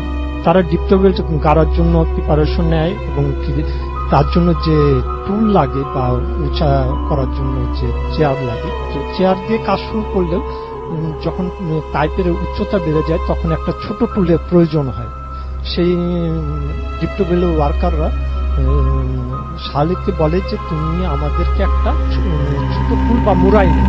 তো শাহালি ঘরের ভিতরে যে একটা টুল দেখে ছোট, যে টুলের উপর সুফি মামা আগরবাতি মোমবাতি রাখতো, প্রতিদিনই জ্বালাতো। সেই টুলটা কোনো ছোট ছেলে তখন প্রাইমারিতে পড়তো, তো কোনো কিছু না মনে করে ওই টুলটা এনে ওই পরিশ্রমিকদের দেয় যাতে তারা কাজ করতে পারে। পরিশ্রমিক কাজ শুরু করে, তাদের কাজ যথারীতি চলে, পাইপ উঠাচ্ছে নামাচ্ছে, পানিও পড়তেছে। তো এইভাবে তারা কাজ সম্পন্ন করে। সম্পন্ন করার পরে ওই সময় আবার সুফি সাহেব বাড়িতে ছিলেন, বাইরে ছিলেন। তো কাজ সম্পূর্ণ করার পরে তারা পাইপের সাথে সেট আপ দেওয়ার পরে চেক দেওয়ার জন্য কলটা চাপ দেয়। অনেক চাপাচাপির পরে তারা পানি পায় না, শুধু মানে চাপতেছে ঠিকই, বাতাস আসতেছে কিন্তু কোন রকম পানি উঠতেছে না। তো তারা মানে প্রচন্ড রকম তাজ্জব হয়ে গেল, এটা কিভাবে সম্ভব যে আমরা পানি বের করে বালু ফেলে, পানির সাথে বালু ফেলে আমরা পাইপ গাছছি এবং কি টিউবওয়েল সেট আপ দিচ্ছে, এই টিউবওয়েল কেন এখন পানি উঠতেছে না এটা তারা হিসাব মিলাইতে পারলো না। ইন দ্য মিন টাইম সুফি সাহেব বাড়িতে আসছে, আসার পরে সুফি সাহেবকে বলতেছে যে হুজুর আমাদের টিউবওয়েল তো পানি উঠতেছে। তখন সুফি সাহেব বলে পানি না ওঠার কি কারণ? তখন বলে যে আমাদের সাইটে সেটআপে কোনো সমস্যা নাই, এই কারণটাই আমরা বুঝতে পারতেছি না, এই কারণটা। তো উনি বললেন যে ঠিক আছে তোমরা একটু ওয়েট করো, আমি একটু ঘর থেকে আসতেছি। মানে উনি ওনার রুমে গেলেন, উনি জাস্ট ওনার জন্য গেলেন। যে কিছুক্ষণ উনি রুমের ভিতর থেকে দৌড় পেরে বের হয়ে আসছে, এই আমার ঘরের আসন, মানে আমার টুলটা কোথায়, যে টুলে আমি আগরবাতি মোমবাতি রাখি। তখন আলী বলতেছে আমি তো ওটা এনে কল শ্রমিকদের দিচ্ছি। তো সে দেখে যে টুলটার উপরে দাঁড়ায় কাজ করছে। তখন সে বলতেছে সর্বনাশ হয়ে গেছে, আমি আমার সাধনার যত পাওয়ার আমি এই মানে এই টুলটা আমার আসন, এই আমার যত সাধনা পাওয়ার তাদেরকে আমি এই টুলের মাধ্যমে আমি কল করি, এই টুল দিয়ে ব্যবহার করি, এই টুল পাড়া দিয়ে ওরা কাজ করতে দেখে এই টুলের যাদের পাওয়ার আছে তারা এই অভিশাপে এই কল থেকে পানি উঠতেছে না, এমনকি উঠবেও না। এটাকে নতুন ভাবে গাঁথতে হবে, তাহলেই উঠবে। তো এই ঘটনা যখন আমি ও আমার বড় ভাই শাহালির কাছ থেকে শুনলাম, তখন আমরা কিউরিয়াস ছিলাম যে সুফি সাহেবের কাছ থেকে হয়তো এর চেয়ে মজাদার আকর্ষণীয় ঘটনা পাবো। তো একদিন সুফি মামা আসলো ওই দোকানে, বড় ভাইকে বলেই রাখলাম যে ওনাকে আসতে বলেন, আমরা একটু শুনি, মজার হবে। তো উনি একদিন আসলো, আমরা সবাই মিলে আড্ডা মারার পরে ওনাকে আমি জিজ্ঞাসা করলাম যে আচ্ছা মামা, আপনি তো এই জীবনে আমরা জানি আপনি অনেক কিছু করেন, চিকিৎসা করেন, তো আপনার জীবনে চমৎকার কোনো ঘটনা থাকলে বা ভয়ের বা অতিভূতি কোনো ঘটনা থাকলে আমাকে বলেন। তখন সে বলতেছে আমার জীবনে তো অনেক ঘটনায় আসছে, কোন ঘটনা বলি, তবে আমার জীবনে সাধন শুরুর পর্যায়ে একটা ঘটনা তোমাদের বলতেছে, যেটা আমার জীবনে মোড় দিয়ে দিয়েছে, আমার চরম ক্ষতি করে ফেলছে। বললাম যে তাহলে বলেন শুনি। তো আমরা তার কথা শুনতেছি। সফি মামা বলতেছে যে আমি যখন প্রথম জীবনে আমি তরিকত লাইনে ঢুকে আমার পীর মুর্শিদের দোয়াতে আমি আমল শুরু করি, এই আধ্যাত্মিক আমল, তখন আমি আমলরত অবস্থায় চিল্লারত অবস্থায় এক পর্যায়ে আমার আমলের সফলতা শুরু হয়, এবং সে পর্যায়ে অনেক আলামতের মধ্যে আমলের চরম পর্যায়ে মানে সাধনা শেষের দিকে আমি একজন মানে সাদা কাপড় পরিহিত একজন ব্যক্তিকে আমার সামনে হাজির দেখতে পাই। তো তাকে হাজির দেখার পরে আমি তাকে সালাম দিয়ে তার পরিচয় জানতে চাই। তো সে তার পরিচয়, সে একজন জিন, সে বয়স্ক। সে পরিচয় দেওয়ার পরে আমি তার কাছে আবদার করি যে আপনি আমাকে সব অবস্থায় সাহায্য করবেন, আমাকে সুরক্ষা দেবেন। তখন সে জিন বলল যে হ্যাঁ, আমি তোমার শর্তে রাজি আছি, কিন্তু আমারও একটা শর্ত আছে। কি শর্ত আছে? তখন সে বললো যে আমি তোমাকে প্রোটেকশন দিব, তোমার বাড়ি বা তোমার আশেপাশে যখন প্রয়োজন হবে আমি সাপের বেশে বা সাপের রূপ নিয়ে আমি তোমাকে প্রোটেকশন দেব। আর সবচেয়ে বড় কথা, তোমাকে আমাকে চিনতে হবে, এই দায়িত্ব এবং কি এই ওয়াদা বা এই প্রমিস তুমি আমাকে করো। তখন সে দেখলো যে অবশ্যই আমার সাথে যেহেতু সে প্রমিস করছে, আমাকে প্রমিস তো তার সাথে করতে হবে। তো সে এই প্রমিসে রাজি হয়ে যায়। তো এতে এই প্রমিসের পরে সে তার সাথে রেগুলার যোগাযোগ করে, এমনকি তার মাধ্যমে তার ফিল্ডে তার দিন দিন উন্নতি থেকে উন্নতি হতে থাকে, এমনকি সে তার কাজে বেশ নাম প্রসার করে ফেলে, এমনকি সে টাঙ্গাইল শহরে বেশ জনপ্রিয় একটা মানুষ হয়ে ওঠে। যারা পুরানো আছেন, সুফি সাক্ষাৎ, উনি টাঙ্গাইল পৌর উদ্যানে বসতেন, ওনাকে মোটামুটি সবাই চেনে, যারা টাঙ্গাইলে আসেন মোটামুটি চিহ্ন। তো সুফি সাক্ষাৎ মামা তখন বললো যে আমি এই কাজ করার পরে আমার ফ্যামিলিতে মেম্বার, আমি আমার ওয়াইফ, এমনকি আমার 3 বাচ্চা, তো আমাদের এই একটা নতুন বেবি হলো। তো বেবি হওয়ার পরে আমরা সেই বেবিটাকে নিয়ে খুবই মানে আনন্দিত। তো একদিন আমি বাড়িতে আসছি, এসে দেখি যে পাশের বাড়িতে অনেক বাচ্চাদের হইচই, লোকজনের হইচই। আমি দুপুরে পাশের বাড়িতে যাই, দেখি যে একটা সাপকে ঘিরা তারা মারার জন্য খুব মানে প্রস্তুত হয়ে গেছে, মানে একটা সাপকে ঘিরে সবাই মিলে হইচই করতেছে সাপটাকে মারবে। আর সাপটা একটা গর্ত, মানে মাটির দ্বারের গর্তের মধ্যে লুকায় আছে। আমি যাই দেখি যে সাপটা আমারই পরিচিত, যে সাপ যে মানে রূপ নিয়ে আমাকে দেখা দেয় মাঝে মাঝে, সেই সাপটা তার মাথায় একটা লাল দাগ দেওয়া আছে। তো আমি তো বললাম যে সর্বনাশ, এই সাপ যদি মারা যায় তো আমার প্রচন্ড ক্ষতি হয়ে যাবে সব দিকে।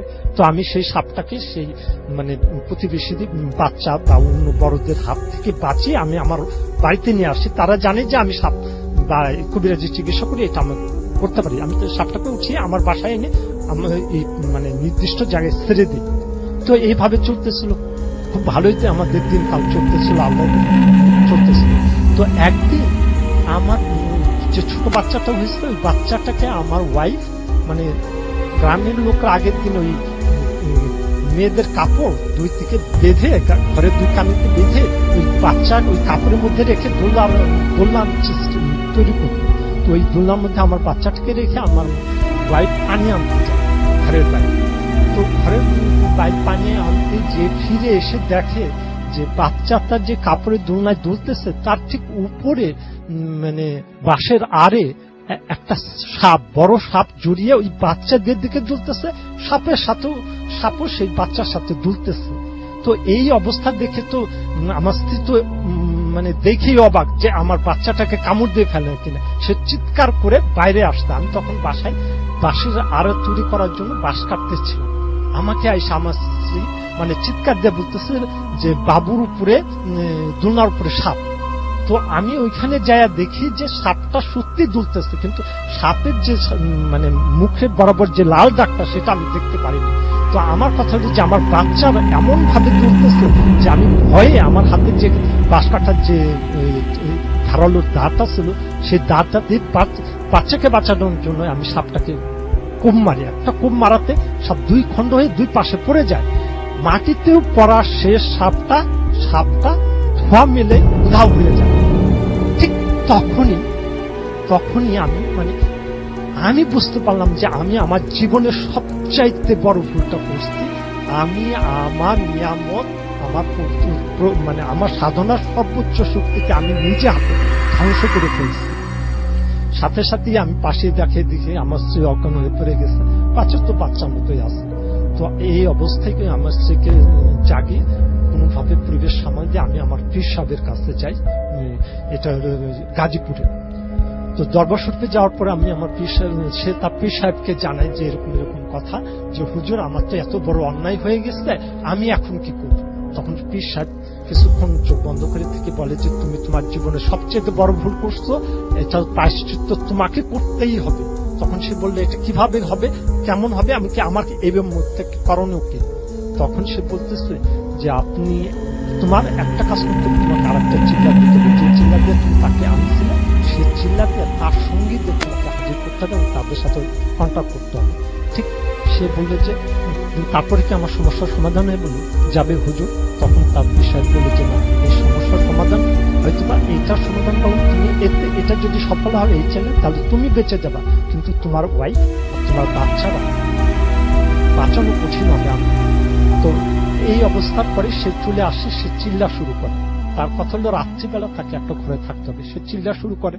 ঠিক এই চিল্লারত অবস্থায় একদিন তার পাশের ঘর থেকে তার ওয়াইফ, সে যে ঘরে চিল্লা দেয় সে ঘরে তো কেউ যাবে না, তো পাশের ঘর থেকে ওয়াইফের চিৎকার শুনে সে চিল্লারত অবস্থা থেকে ছুটে এসে বেরিয়ে এসে দেখে যে তার ওয়াইফ পড়ে আছে, মাটির উপরে যে বিছানা তৈরি করা হয় ওতে পড়ে আছে, আর তার ওয়াইফের পায়ের দিক থেকে একটা সাপ বেরিয়ে চলে যাচ্ছে। এটা দেখার পরে সে দেখে যে তার ওয়াইফের পায়ে সাপের কামড়। তো এই অবস্থা দেখে সে তার ওয়াইফ মৃত অবস্থায় সে তার ওয়াইফকে পায়। তো এই অবস্থায় সে তার ওয়াইফকে হারানোর পরে তার বাচ্চাদের উপর সে প্রচন্ড রকম নজরদারি বা মানে চিন্তিত বা দেখভাল করতে থাকে। ইন দ্য মিন টাইম কেউ অ্যাক্সিডেন্টে, কেউ অপঘাতে, কোনো না কোনো ভাবে তার এই পুরা ফ্যামিলিটাই ডিস্ট্রয় হয়ে যায়। তো আমি তখন তাকে জিজ্ঞাসা করবো, আচ্ছা শাহালিতে ও তো আপনার ছেলে, ও তো ছোট, প্রাইমারি 5-এ পড়ে, শাহালিটাকে? তখন সে বললে যে এটা আমার দ্বিতীয় ঘরের ছেলে। জাস্ট এই পর্যন্ত আমার ঘটনা আছে। Thank you so much. আপনার ঘটনার জন্য ধন্যবাদ। আমি দেখতে পাচ্ছি যে আমাদের এখানে অনেকে দিচ্ছেন মতো এখানেই শেষ করব। কথা হবে আবারও আগামী